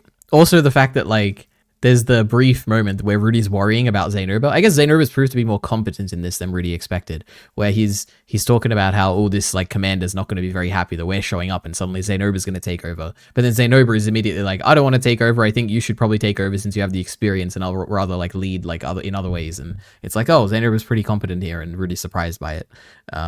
Cool stuff. Then Bacon, we get the largest scale battle in the story so far, definitely. Very big. We got like thousands of people fighting. We get the first application, I think, that we've ever seen of like large scale magic being used to like kill a lot of people in a battle, and just seeing how effective mages are, where Rudy like shoots down a cumulonimbus and it like wipes out so many people, and it's kind of cool. I like it. It's a different type of battle. Like we've got a few like close combat battle. We have the famous Orsted one. We have the North Emperor, like that fight. We've never had like a grand scale war kind of battle. So it's kind of cool to see this. Yep. The more interesting thing, I think, is probably the stuff afterwards, where everyone is kind of just so happy, and I guess the most interesting thing here is what we've talked about many times in the past about Rudy kind of not realizing how good he is, where after the battle Rudy is like, oh, it went well and it was pretty easy, and I can count the casualties we lost on one hand, whereas we beat thousands and thousands of people. But then everyone around him is just so happy that it kind of makes him kind of like excited too. And there's like this one girl comes up to him, and she's so thankful, and she's crying. She's like, thank you for saving me. And it like makes you think about how like this is like a person with a life, and she probably would have died here, and her family would not be very happy. And Rudy just saved this person, like incidentally. It's cool. Then we have the Zanoba returning from battle. and he's like in mud and blood and everything, and he's the enemy's commander, and he's only come back with 10 people, and everyone is so cheering for him, and they're all like admiring him, and he put himself on the front line, you know. Oh my gosh, it's the great Prince of Sharon. And then Rudy asking him like you guys didn't get hit by lightning out there or anything, right? And then Zanoba like thinks for a moment how to respond, and is like, no war is won without sacrifice, Master Rudius. And Rudy is like, damn, I killed some of these people. Some of the people I probably like slept with the other night. They're dead now, and thanks to me. And it's like, oh, you know, a little bit of introspection here, killing people. I guess the bigger context here is that he's worried about turning into the future Rudius that would kill people without a second thought. That's the thing that gets brought up in this battle constantly. But it seems it's still okay. But I guess we'll see. Anything on this? I mean, I think there's a whole big thing where Rudius is like, I don't want to kill. Like, I'm worried about killing. And then you have Rox. Everybody else is super chill about it. He's like, why is Roxy so chill about it? Why is Zanoba so chill about it? Then talks about how Roxy killed someone once, you know. She's killed multiple people. Basically, and it kind of goes into this. And I think this is perhaps the most interesting bit so far of like the morality of like this isekai, where because he is like a depraved pervert, he has no issue like really thinking or enjoying the fruits of this world, where when it comes to like, you know, having a harem or, you know, being perverted towards other people, right? You know, but he does stop once he gets to like, because like, as definitely like a Japanese citizen, you are so like, even like with me, like in the UK or you in Australia, it's like we are so far away from actually seeing murder a lot of the time. You know, of course, people are murdered in the UK, of course, but it's just not something. It's not like something I ever have to really think about. Can I kill someone, right? And it's this reckoning of like how this is actually someone not from this world, morally speaking, and I've never had to kill someone, right? Like, I imagine if it was just Rudy, and like he would be like, oh, people die all the time. Like, why? There's no issue with killing, right? It's war, but you know, there is reservations here. And I think that's an interesting thing where like the morality here comes up for the violence, which is like one of the first times that at least it's just a major thing for Rudy. It's like, when would he kill? Like, he doesn't want to kill. But yeah, he does kill quite a few times. So yeah, and I think it's interesting because where it's like, oh, I probably killed someone there, and then it's like, then it goes to the next line, like he says, I killed a lot of people, which is like a very cold line, but it's a great line. It was just placed very well. But yeah, there is a bit where he's I think there's a bit, I did read this today, believe it or not, where I think he's talking about how he basically comes to the conclusion that like war is war and people are going to die. And it's like, it's a kind of, I don't know, it's like the most generic kind of conclusion you come to in this kind of situation where it's like, kind of interesting. That that's what he comes to. Anyway, were you going to say something and I cut you off? No. All right. So anyway, the battle comes to an end and Ginger has an argument with Zanoba, asking why are you siding with Pax after he kidnapped her children back in the day, and she pleads to him that he should return to the university. Then even here, this is kind of interesting because this rarely happens in the story. Rudius starts pleading for Zanoba to stay, and Rudius starts getting angry and raises his voice a little bit. And he realizes, it's like, there's no point getting angry, but I'm still getting angry. The fact that Zanoba just isn't giving him good answers here. I think that's interesting to see Rudius angry, I guess. It's very rare that we see that. And Zanoba, this is the point where, I guess we get this recontextualized later, but this is the point where Zanoba says that he wants to stay because Pax is his family. And Rudy is basically unable to argue about this because this is like his whole thing. He's like, I'm doing this to protect my family. And Zanoba is kind of doing the same thing. What I find interesting after like this bit is that Rudy talks about how if he went home after this and left Zanoba here, he thinks that Cliff would understand, which was kind of interesting to think about. Just that like, I don't even know what's so interesting about it. It's just so interesting to think about Cliff as a separate character and like how he would understand that Zanoba is here, because they're probably really, really good friends. They're like working together on this armor, and they have a lot of research and stuff. But he would understand that Zanoba is here for his family, and it's like, oh, it's kind of interesting. Yeah. Yep.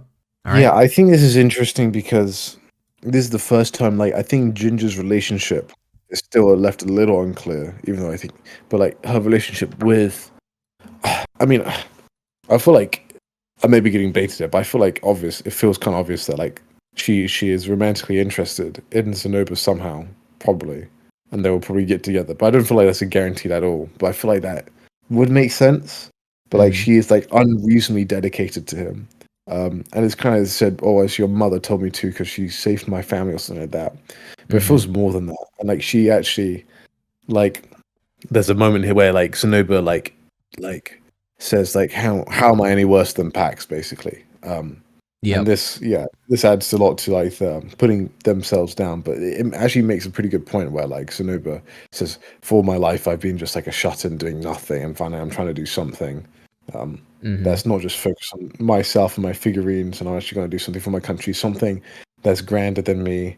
And there's something like almost ineffable there that you can argue with, but yeah, it's just something that I was like, when you introduce Zanoba to the story and you're like, hang on, we're going to get to this point with him, I'm like, oh, I'm not sure I believe you, right? But it just felt so natural up until this point, and just how like Zanoba relates to everybody is interesting. And then at the end of the story, he like wants to give up his like prince title, basically, which I then think is aligned to where Ginger could get together, because they already have like a weirdly dysfunctional family. They have a kid and Julie, right? Like, so yeah, I don't know how if that would be a thing or not, but I feel like it should be a thing. It would make sense for it being a thing, but I don't know. Yeah. So Zanoba and Ginger getting married and then having Julie as their adopted daughter.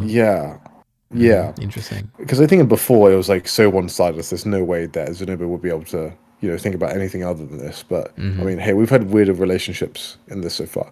I mean, I commented early on this, like a couple times ago, where basically Zanoba almost kills Ginger. Yes. When she turns up, like, and it is such a weird, like, that Zanoba is nowhere to be seen here. So he's clearly passionate, right? And he has certain passion things, like when he just marches towards the death god, because he will, because he's just committed and stubborn like that. But so he's the same character, but his like priorities have changed. Well, the big thing is that, like, I mean, he gets a perspective chapter where we basically find out that he's started to understand the distinction between humans and dolls. Like he's starting to appreciate human connection in life. Basically, that's like his thing. Like slowly over time. That would be the big change, I guess, that's happened in him. Like I don't think now he would ever choke someone like Ginger, because he's come to value that relationship so much. Anyway, we'll get to that. Anything else you want to say? I guess I thought you were gonna say something. No, not really. Now, we get the fight with the death god. Like we head back to the castle, I guess. And we go through the secret passage. Yeah, there's a secret passage. Spend some time looking at Roxy's old room, and she gets mixed up. She thinks she's looking at her room, but no, it's the other one. It's funny. That's cute. Yep. Oh, we see Rudius's old hotel as well. The barrier that he was caged in. We've had both his barriers, like one in volume, both his jail cells, one in volume 18 and one in 19. Very true. And then we meet the death god himself, Randolph Marianne, I think it was, something like that. And you know what I have to say about him, Bacon? I think he's very likable. He's like, obviously he has the title of Death God, which is kind of like scary, and he looks really scary. And I think the volume cover is really effective. I'm very glad they put him in the cover, because when I see him there, I'm like, oh, that's what he looks like. And I think of him throughout the whole volume. Like I have a nice visual of what he looks like now. I also think, he's going to be the main boss. They're going to have to kill him. He's going to fight. It helps add to this anticlimactic thing, because he's like, oh, he's going to be he's the thing looming over all of this. Yes, the top left of the cover. Yep. But no, he's just a likable guy. Likes his cooking. His fighting style is fun. It's kind of like the North God style, but it's like his own twist on it, which is kind of cool. And as we know, the North God style is the coolest. It definitely is. Yeah. So before we get to this, I mean, I would say I was quite annoyed a little bit. That they fought him, or what? Yeah, like Rudy just didn't ask more about the man god initially. I feel like that's a very un-Rudy thing to do. But Rudy, I mean, it makes sense, right? It's just like I was a bit peeved. I was like to me, I was like, hang on, he hasn't said anything yet. Like he hasn't said he's with the man god against the man god, and then when it's kind of revealed later as an anticlimax, it's kind of funny. I mean, it is a fun fight scene. I think just initially, like as soon as it said, I was like, okay, yeah, they haven't asked him more about it. So like basically, the anticlimax didn't really work on me because kind of saw before it happened. But anyway, well, let me actually say, I didn't think that this would be the climactic fight as well. Like I guess what I was picturing, this is like the classic flow of the volume that I would expect. Everything happens up to this point. They fight the death god, and then Pax comes out of the room, and then maybe they like have a conversation. They go to like dinner or something, and they talk about the current situation and how they're gonna fight. And maybe they go and they try and fight the people who were trying to siege the place, and maybe Randolph is on their side. But then they get into a conflict there again the second time, but this time Pax isn't around, so Randolph can do whatever he wants, and now he's going to actually kill them. And that would be like the more climactic kind of fight is what I would probably expect from this volume. Not necessarily this one. Yeah. But yeah, I don't know. I don't know if that really means anything there, but... yeah, well, no, that's true. Like, this whole thing does feel a bit unneeded, but... Yeah. I like it. It's fun. But I kind of agree with you. It is a little bit... It's like... Rudy is being a little silly here by not fighting. You could try and justify it by saying something like, oh, you know, Rudy's super paranoid. He's like, where is the man god's disciple? He's trying to find the man god's disciple. Also, the fact that he, firstly, it's one of the 7 great powers, which is like crazy. He's probably a bit scared right now. But also the fact that he's been going on all these missions for Orsted and has probably interacted with a lot of people who have been either maybe not necessarily sent by the man god, but somehow influenced indirectly by him. It's probably more of a common thing than we expect at this point to kind of run into situations like that. That's not true. Really? I want to bring up in his diary, at least he makes it quite clear that the man god has only has only tampered with Orsted's missions. He has actually not encountered any disciples. No, I definitely remember that. I don't mean that he's interacting with the man gods. Wait, unless I'm just I've misunderstood something. I interpreted that as though he's never directly being involved in Rudius' missions, just indirectly. Like he's not necessarily sending apostles to the missions that Rudy's doing, but like the apostles have like led to the missions that Rudy is doing. But maybe I just completely read that wrong. Maybe I just assumed that like basically the man god's focusing all this stuff on stopping Orsted because it's more important. Like all the apostles are there. Like his 3 people he's looking at. I was trying to stop Orsted there. Okay. Let me think a little bit because this recontextualizes quite a bit. Okay, wait.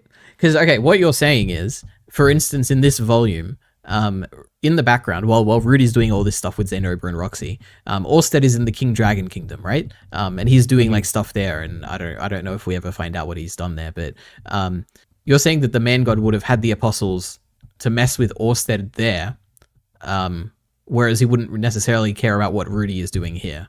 And you're saying... No. This is the first place where Rudy is like, okay, there's very likely an apostle here. Like, surely there is. But it's just on his previous ones, when he's like saving a princess or a knight or whatever, like the man god in those smaller missions has never turned up. Okay, yeah, that's what I was trying to get to.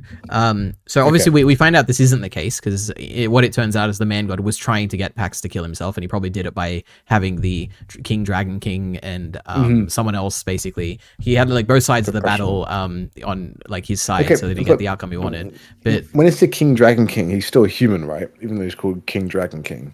I actually don't know. That's a good question. I assume the man god can only talk to people who are human, right? Well, the man god couldn't talk to Sylphie. Well, no, could talk to Sylphie, but couldn't talk to like Elite because she's an elf, right? Or I guess I don't. You know what? Or Roxy's a demon, so he wouldn't be able to talk to her. I don't think that we've ever had a restriction like that. Like, I don't think it's ever been a direct thing where it's like the man god can only speak to men because he's like the god of men or something. I don't think so. I think he can just speak to anyone. I don't know if you can think of a... I thought it was mentioned back. I guess we'll see, you know, maybe we'll get... Do you think we'll ever see the man god again? Have we seen the last of him, Bacon? Is it possible? No, well, we're not going to see... We're going to see the man god again. Oh, interesting. Yeah. Okay, that's a bold prediction. Why is that a bold prediction? That's like... Because Rudy's got the bracelet on. Oh, I see. Oh, no. Oh, in his dreams. I think we'll see him in... Oh, I mean the whole like, I mean I'm not gonna say anything, but I mean the climax right? kind of feels like a, that's kind of like the end goal, right? So maybe maybe we won't get to the end goal, but it feels pretty likely, I would say. Enough speculation, okay? Back to this thing. Basically, this is like the longest thing I'm trying to say here. What I'm imagining in these volumes where Rudy is going on missions is I'm imagining Orsted is like sitting at his desk in the Orsted Corporation, doing his stuff, whatever he does in that room, writing down stuff, whatever, recording the history of what's meant to be or whatever. And Rudy is the only one going on missions. And Orsted is kind of doing stuff where he's not directly interfering. He's like kind of sending Rudy to do things. So I always pictured it as like that's the dynamic. But I think what you're kind of saying is that Orsted is also going on missions, and the Man God is only interfering with Orsted's missions. Is that what your take is? I guess. Yeah. Orsted's off doing other things. Okay. As well. Okay, that's interesting. I just never thought of it like that. But okay, cool. I have no idea what we're talking about. We were talking about the Death God battle. Do you have any idea what we were just talking about before all this? The Man God controlling the Dragon King. Yep. And then like the Death God, like if Rudy was being reasonable in his assumption of trying to fight the Death oh yes, okay, yep.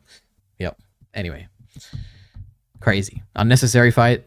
Fun fight nonetheless. I would not want to fight the Death God. He's got kind of crazy. He's tricking them and everything. Oh my gosh, I don't want to be tricked. Yeah. Yep. It's also kind of funny to think about the fact that in previous time loops, Orsted has probably fought him. Like, what would a fight like that be? That'd be like an interesting fight to watch. Yep. Okay. Then we get Pax. Basically, he comes out and he lets his feelings be heard. He talks about how he feels like, I guess we briefly talked about this before, but he feels like he's not very capable. He's constantly failing. He thought he could finally achieve something. He came back to this kingdom all with the respect of the Dragon King, and he's like killed the people in all of his family so that he can replace them with non-corrupt people and have a nice kingdom and everything. But that all failed. He failed as a kid. Yeah. Roxy didn't think of him as a good student, and he's constantly been looked down on for the way he looks, and Pax is living a tough life, which has ended in failure, and he kills himself. Crazy. Jumps off the balcony and dies. Yeah, I think this whole monologue is one of those ones where it's like, it makes sense that like he would feel this way, but just for like, Roxy could maybe talk him out of it somehow. But what can I say? I feel like this scene was very preventable, but it was kind of just because of the mindset Rudy and everybody's in. Like, Rudy doesn't say anything because he just assumes Pax won't want it. But like, it's like only in retrospect could have you saved him. It's one of those. It's like tragic, which is, and that's the thing. It's like it's tragic because they probably could have prevented this, definitely, right? If they just didn't allow Pax to monologue the whole time, because he had already decided that would happen, but you could convince him out of it.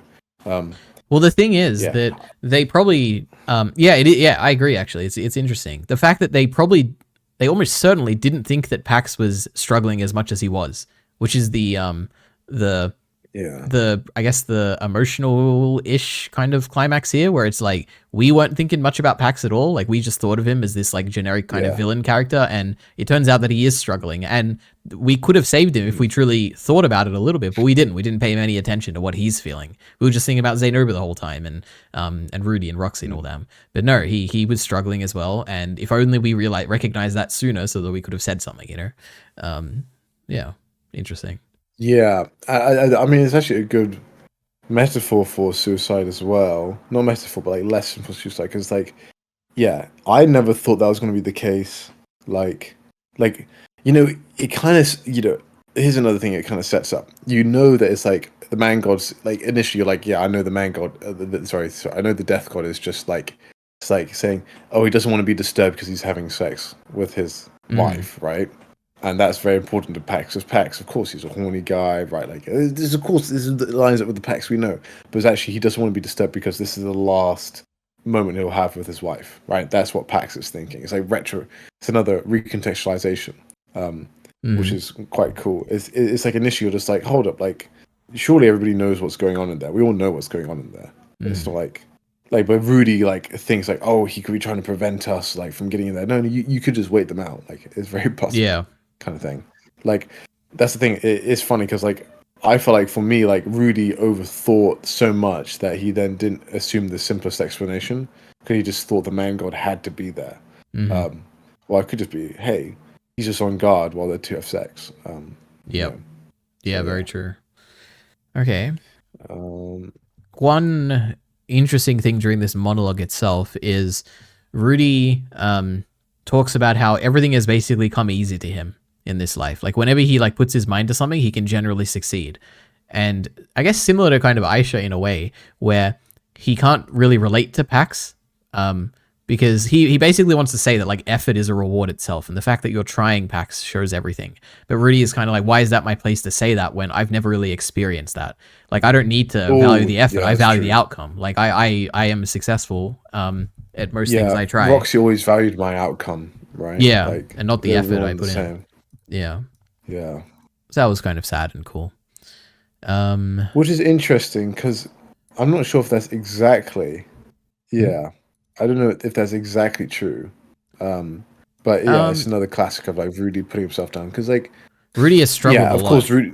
Yeah, he's struggled a lot and he has tried really hard at things, right? Like for example, like swordsmanship. That's something that didn't come natural to him, but he still tried it. But then eventually, I guess he gave it up for something else, right? But, sure. It's another one of those things where it's like, I mean, I asked you last time, like, do you have talent? It's kind of like, it's like talent doesn't mitigate hard work. Sometimes there's some people that put in extra effort for stuff, but like for example, you would say LeBron James is pretty talented at basketball, but you probably wouldn't also say, man, he doesn't work hard, right? So it's one of those interesting things where it's like, they say hard work beats talent when talent doesn't work hard. But it's not like Rudy hasn't worked hard. Like Rudy's had the talent for the Laplace pool of magic, mana, but he wouldn't have been guaranteed to get it, right? But that's because Rudy worked hard, right? Yeah. I guess. Yeah. I mean, I guess though it is also like Rudy has never like worked so hard at something and then failed, and then actually no, that's literally what happens this volume. Worked so hard and failed. Yeah. Anyway, that was it. Yeah. There's lots of. I'm glad you made a note because I haven't been making many notes, but yeah, now you mentioned that. It's really interesting stuff. So yeah. Yep. Okay. So Pax kills himself, or I guess technically he jumps off the balcony, and Zanoba charges after him and also jumps off the balcony. And then Rudy and Roxy, they have to go down the manual like stairway. And then the kind of heartbreaking thing here, which is that Zanoba is like, oh, please use the healing scrolls. And then Rudy puts the scrolls on Zanoba. And then Zanoba's like, no, I mean, put it on Pax. And then, Pax is already dead, obviously. But it's like, oh, man, Zanoba, poor guy here. Yeah. And I don't think we've seen him cry before, right? Like this. Sure. It's not big, genuinely like this, yeah. Like really genuinely. Yeah. Yep. Heartbreaking stuff here. Poor Zanoba. And then I think Zanoba says something here. It's like Zanoba also says, "Why are my efforts not praised or rewarded?" Does he? It's like he reflects. I think he reflects later on. He says basically the same thing that Pax says. I thought. Let me think. I misremembered. It's possible. I think he talks a little bit about like how Rudy is always he's always failing, but Rudy's always there to kind of to like tell him to keep going and help him out. Maybe that's kind of what you're talking about. Yeah. I also have a note here that like Rudy opened up to his family. Oh, sorry, I was thinking of his past life family. But yeah, no, don't worry, that's something later. But yeah, no, I think it's really interesting here. Like there is quite a bit. It's like almost like everybody's on their depression arc apart from Rudy. Like Roxy, this is like a nice reverse where like Roxy needs Rudy's help here. Yeah, Roxy's getting shaken up because we've been told so far like she's a great teacher, but in this one instance, she wasn't a great teacher. She's praised as being the prize of Renoa University after like 1 year, which is interesting. I mean, I don't know why she got that good so quickly over other teachers. I mean, Renoa University, it's not like Harry Potter where you're introduced, and I'm thinking of this because Maggie Smith, Ripper Reno, sad times. Do you see that? Yeah, I did, yeah. Big Sag, Maggie Smith. Yeah. But yeah, like, you know, in Harry Potter, you get introduced to all these colorful teacher characters. Hello? Yep. Welcome back. I'm back. Sorry. I was talking earlier about my. Did I have issues with my internet? I did say that, right? Anyway. No. Yeah, just ducked out for a second. All right. Anyway. Yeah. Sorry. What do you mean? Anyway, we just don't have like a big colorful cast of like of professors, and it's hard to know why Roxy is actually way better than everybody else. But yeah. Anyway, she just told to us that she's really good. And anyway. Oh, Bacon's gone again. Yeah. Go. I'm done. I finished my thing. I don't know if I heard it all. You were saying about the there were no teachers and Roxy's good. We don't know why. Was there anything after that you said? Well, I just said she failed in this instance. Oh, okay, sure. Okay. And also, yeah. Anyway. All right. Now, Bacon. How exciting. We're getting into something exciting here. We get another retelling of the story of the Golden Knight Aldebaran. How exciting. Every time it comes up, I'm so excited. I write a note. I'm like, oh my gosh, look at this. Another perspective of this unreliable narrator story. I've forgotten for like the fifth time. I feel like by the third time, I was like, man, I should really start paying attention. But I'm still not paying attention. I'm sorry. All right. Was like, yeah, he needs to reread volume 2. And I'm like, maybe I should, but I can't be bothered. Oh yes, they were talking about. I think when you go to Eris's library, there's like a whole chapter of the history of the world, and you talk about like the dragon generals and all these things. Yeah, I wasn't paying attention the first time round, so I don't blame you. It's a lot of a lore dump there, basically, and you don't really care about the lore at that point because it's like we're so early in the story. Like there's gonna be so much more later. It's like anyway, so just to summarize this thing here, Randolph Marion, the Death God, says that a relative of his borrowed the Man God's power to fight an extremely powerful enemy. He did it to protect his fiancée. Yes. He stole the fighting god's armor and fought the dragon god Laplace. But his betrothed died, and both the relative and Laplace almost died as well. But then he says, but who knows if this is true? This is like a story that was told over dinner like many times when he was growing up. And this is Badagadi, right? It is. He does he makes the revelation that this was the demon whatever blah blah blah Badagadi. Crazy. And then Rudius is like, oh, there's probably someone just made this up because Badagadi is like a big famous figure, and you can imagine people exaggerating tales about him. But is it true? Was Badagadi the Golden Knight Aldebaran? Crazy. Interesting thing here. Yeah, this is going to come up again. Maybe I should actually think about it a bit more. I don't know. It feels like this is so... Do you think it'll come up like a sixth time? I don't know. Surely. Yep. We'll see. This is pretty... I had to reread that a couple times. Like, hang on, what's actually going Badagadi? How's he involved? Like, what? I guess the interesting I assume that fiance is Kisharika, but then Kisharika's was thought to be the one fighting the fighting god, but maybe Kisharika said she wasn't fighting the fighting god. So then maybe she was just with the fighting god being saved, and that got confused over it. Mm-hmm. And then he actually fought Laplace or something. I don't know. Very interesting theories.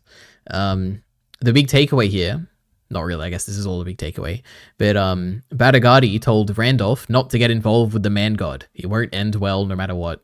So it's kind of funny to think about if this was true, and it was if it did actually happen, then Badagadi was like he talked to the man god at some point, which is just funny to think about. Like what would that interaction be? Like how would he talk to the man god, like what would that be like? That's true. Yeah. Anyway, we're getting there. Next up, Zanoba. Oh yeah, we said this. So Zanoba chooses to discard his status as a prince, and Ginger is happy with it. And she isn't his servant anymore, but his supporter now. So cute. Yeah, that's interesting. Which basically is all like one step away from wife in this world. So yep, that's what I'm saying. Yep. Okay, now we have the actual Zanoba point of view chapter. So there's a few stages to this. First, he talks about, I think it opens with him saying, I could never tell the difference between dolls and humans. He talks about how the only difference was that humans could speak and they could be annoying and stuff like that. And the only type of doll he didn't like was humans. So that was interesting. The next stage is that he talks about how he was basically incredibly grateful to Rudius, who has never abandoned him. Every time he failed, he would always be there to help him keep trying, no matter how many figures he messed up making. And he was always there for him, basically. Because, you have just seen Zanoba from this. I mean, I mentioned it before, but I always love these chapters. But you've just been seeing it from. Rudius can be a bit dismissive in his internal monologue. But then again, you think, hang on, if you heard anybody's thoughts, they wouldn't be perfect. It's just interesting how those thoughts are then not displayed and then thought differently of, if that makes sense. So yes, very true. Yeah, we're seeing Rudy through Zanoba's perspective here. Zanoba, yes, he is he thinks of Rudy as like someone who's never abandoned him. And then because of that, he also starts to slowly realize that Ginger has actually been that way to him also for his whole life. Like he's seen Zanoba as a person. She's seen Zanoba as a person.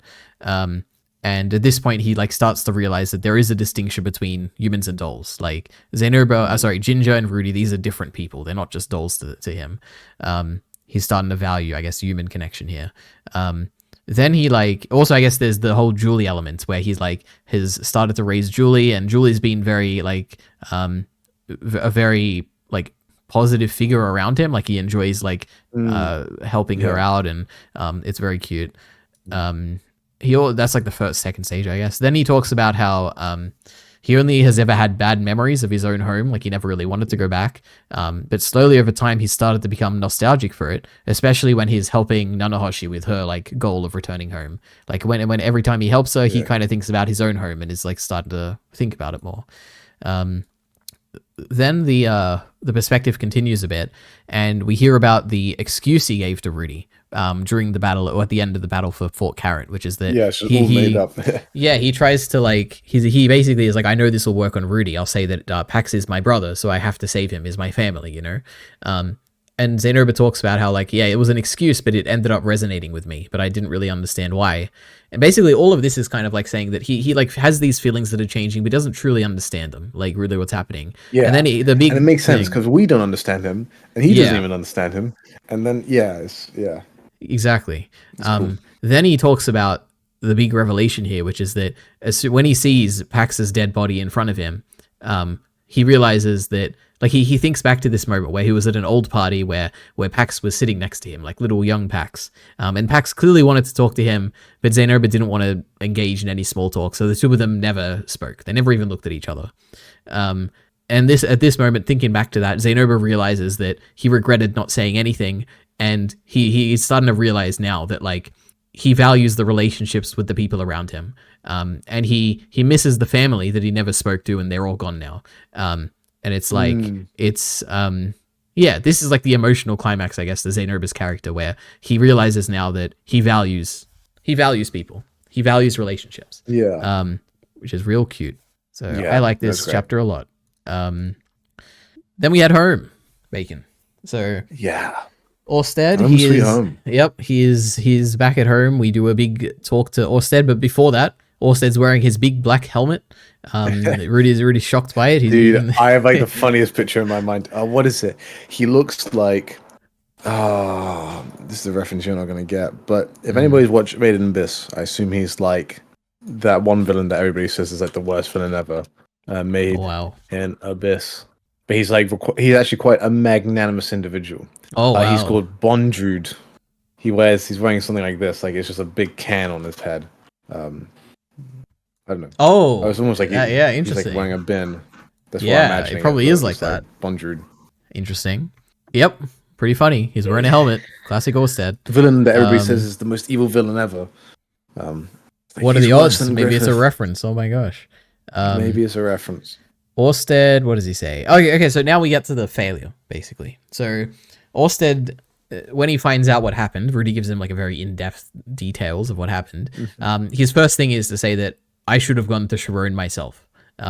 He shouldn't have relied on Rudy for this. He should have gone himself. And he basically gives up on Rudius, and he says that now we basically don't know where Laplace is going to be born. This loop is a failure. He's basically given up at this point.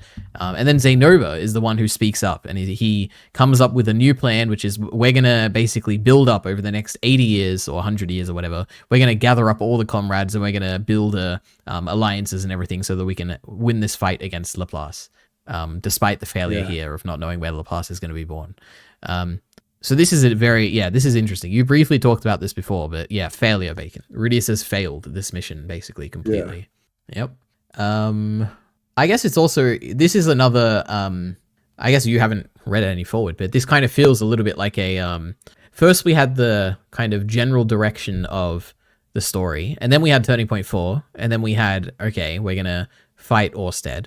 Then now after that, we had basically the second stage, which is that now we're like Orsted's like subordinate. We're doing what Orsted tells us to do. And we had like a few volumes like that, quite a few volumes, I guess, at this point.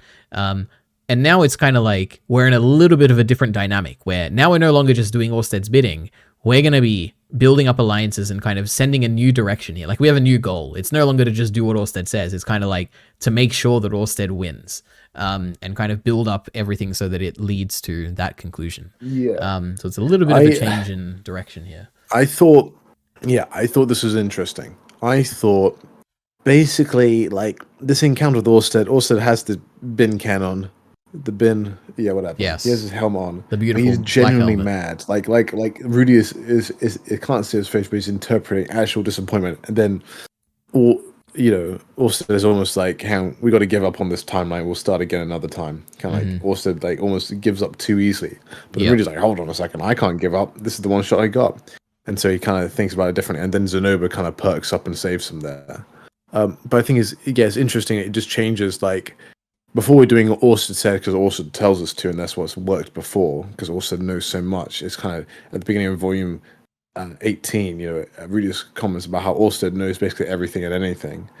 But we're in the point, we're in the end game now, as some may say. Like, I think it's like we don't know actually what the future is, and the goal is actually to build up enough strength so Orsted doesn't lose so much mana against Laplace. Because Orsted can beat Laplace, but it's just, can he, well, he's using all his Estus flasks on the first phase of the boss. He's got to beat the second boss. Yeah, it was kind of interesting that he briefly, don't forget also what you're saying, but he was briefly saying that as soon as I beat Laplace, right afterwards I have to fight the Man God. And it's like, I'll have no time for recovery. Like it's an immediate thing almost. Anyway, yes, continue, Bacon. Yeah. It's like the Man God waits for him to fight Laplace so that he can fight Orsted or whatever, or something like that, right? Maybe. Yeah, it's just like, so now Rudy actually knows why he's doing what he's doing, why Orsted's like really getting it. And so now Rudy can start thinking on his own and actually helping out more so, because Rudy's got a brain on him as well. And Orsted's smart, but Orsted's always had the advantage because he knows what the future is, but now he doesn't know what the future is because Rudy's in the world. So, there's no reason to give up now. We don't know that we've lost yet.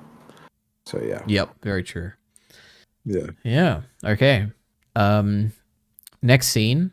Basically, we get a Julie reunion. So Zanoba, they head home, and Julie jumps into his arms, and they hug, and it's cute. Not more to say, I guess, but what a cute relationship. Can you believe that Rudy has bought a slave? My goodness, what an evil guy that Rudy was. Unbelievable. I will say it was. What to say? It was. I really like Judy's character, and it's so nice seeing her reunited. And then they just kind of leave straight away, but it's very cute. It's like, it was very nice. Excellent. And then the greatest bit is when Rudy tells his whole family the truth. I'm like, oh, finally. Yes. Good grief. And I thought it was interesting in volume 18. Everybody's like, Cliff and Zanoba have both found out that Rudy just lied to them, and it's like not a big deal. Yeah, they kind of understand because they're like, when I experienced the curse, like I get it now. I'm like, I see why you lied to me, and I was like, okay, this is like probably the best outcome that could have happened from him lying. Yeah. I know you mentioned it, but like, oh, this is cringe, and it doesn't. It's interesting how like not every bad thing comes back to haunt Rudius necessarily, but yeah, sure. Yeah, here it's nice. Everybody's like on the same page, and understands what's happening. I can't remember the responses actually though, but I think everybody was like, "Oh yeah, that makes sense." They were just happy that they told her. I think. I don't think we got too many reactions in this scene. I don't think. But Bacon, we forgot to talk about. Rudy has a son now. Oh my god, Eris gave birth. Oh yeah. What was it? They said something. Well, the name. Like, there was a funny scene here. Where, Rudy, like, he admitted this whole thing where he doesn't care about having a son, but then when he sees his son, he, like, gets very giddy and something. It's a very cute reaction from Rudy. Oh, he's crying for a long time. My goodness. But he's also thinking about Pax and how, like, he has these two siblings who are alive and well, and he's, like, thinking about how sad Pax must have had it, and Zanoba and everything, and he's like, oh, I'm just so grateful my sisters are alive, and I have a son now, and oh my gosh. And the son is named Oz, which the audiobook does not pronounce it well at all. They go like Arus or something, and I'm like, okay. Okay. Crazy. Which is like a famous hero. Yeah, one of the a great hero back in the day, basically. My prediction is that this son is going to be like the Norn of the three children. He's going to be the most lame. So you have like Rox's kid, who's the Messiah. The chosen one, yeah.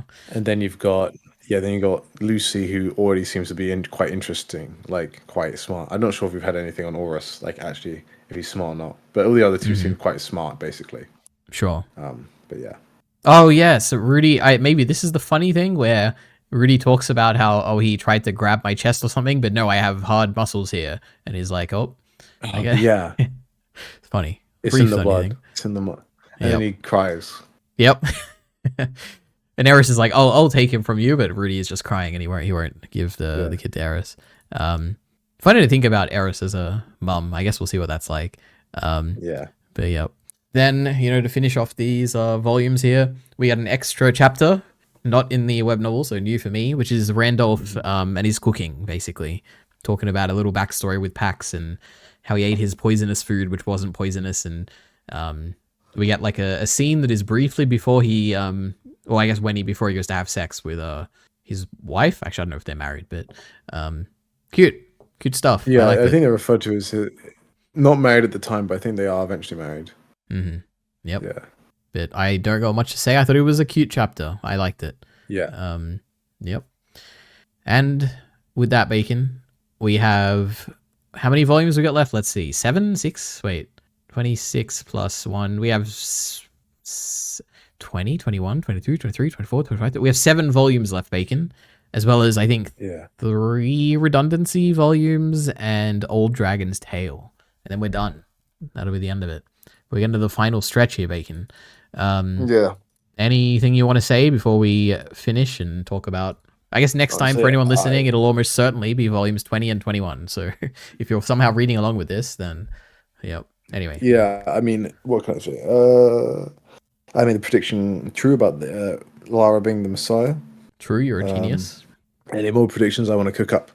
I feel like we're going to have Rigid and Badagadi in the next 2 volumes. Interesting. Just because I was thinking about it, who's going to fight Laplace? It's going to be Rigid and Badagadi, surely. And then Rudy will have to convince them. I don't know if we're going to fight Laplace this soon. How many volumes did you say we have left? Like actual volumes? Like there's 26 in total, right? 7, yeah. 26. 7. Huh. Okay, also, I have another question. So, Ari, in your opinion, does how does post-21 volume, so like the last 5 volumes, rate? Oh, they're great. They're great. I like them a lot. I would say unequivocally. These next 2. Well, it's tough to say. They're very different. I think we'll talk about, because when we get to the end of the next discussion, I can tell you why I like these volumes so much. Actually, what I'm saying, I'm taking this back. I reckon we're not fighting Laplace. I think there's going to be a much bigger fight later on, and that's what Ari's referring to here. Interesting. That's the different bit.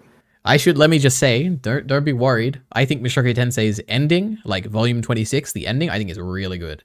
But we'll see. I don't know. Maybe you won't like it. It's always possible. JJK, as some may say. Ooh. Oh yes, we don't know yet. We haven't read it. It could be really good, Bacon. You never know. Yeah, we'll get there eventually. Exciting stuff ahead, Bacon. So much to talk about. No one watches that one. Hold up. How many views does that one have? Oh, nothing compared to the great Mushoku Tensei. I think it actually has quite a bit, but not this much.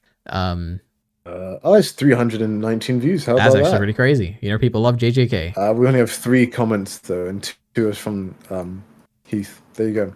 Yep. Okay, so what am I actually thinking? I'm going to step up. I'm going to say bold. I think Rigid and Badagadi is going to come back. Surely. We still have the Heaven continent. I was thinking about this. I was looking at the world map, and I had my whole theory about this world having like 6-sided world or whatever. Yep. I'm going to stick with that because why not? But I feel like we're actually not going to go to different worlds. Maybe we will, but we haven't gone to the Heaven continent yet. That's the big one. And we've not gone to the center of the world. I feel like there's a couple other places. We've not really gone to like the disputed territory area. That's just been mentioned once with Ghislaine's extra chapter. I feel like Mushoku Tensei is somewhere where you would talk a lot. Maybe we'll go back to the Big Eric continent. So where are we going? I've not even seen the volume covers. That's a good idea not to see them. They would give away a lot of stuff. Wow. Okay. Have you seen the next volume's cover? No. Ooh, I haven't interesting. seen any of them. Yeah, so it'll probably be instantly disproven. I reckon we're going back to the Big Garrett continent. I don't think we're going to the Heaven continent yet, whatever, the one, that Arctic one yet. Okay. What else? Yeah. Oh, there's so much. And which character's going to get focused on? Huh. Would you have ever predicted Zanoba would be like the focus? Sure. No. Okay, sorry. I take this all back. We are going to Millis, and it's going to be Cliff focused. There you go. That's my prediction. Okay, interesting. Well, we need to do it at some point, right? And there's that old lady in your thumbnail, and she looks like she's going to be part of the Millis Church, and that needs to be an anticlimax. Oh, wow. And you wouldn't make a video about something that's not in your favorite volumes. So yes, there you go. I thought she was Reader at first, but her hair wasn't long enough. So I guess we'll have to see Bacon. Pictures. So yeah, there you go. All right, bold predictions. I guess we'll find out soon what's going to happen. Well, and with that, thanks for listening, everyone, and see you next time. Next time. Bye.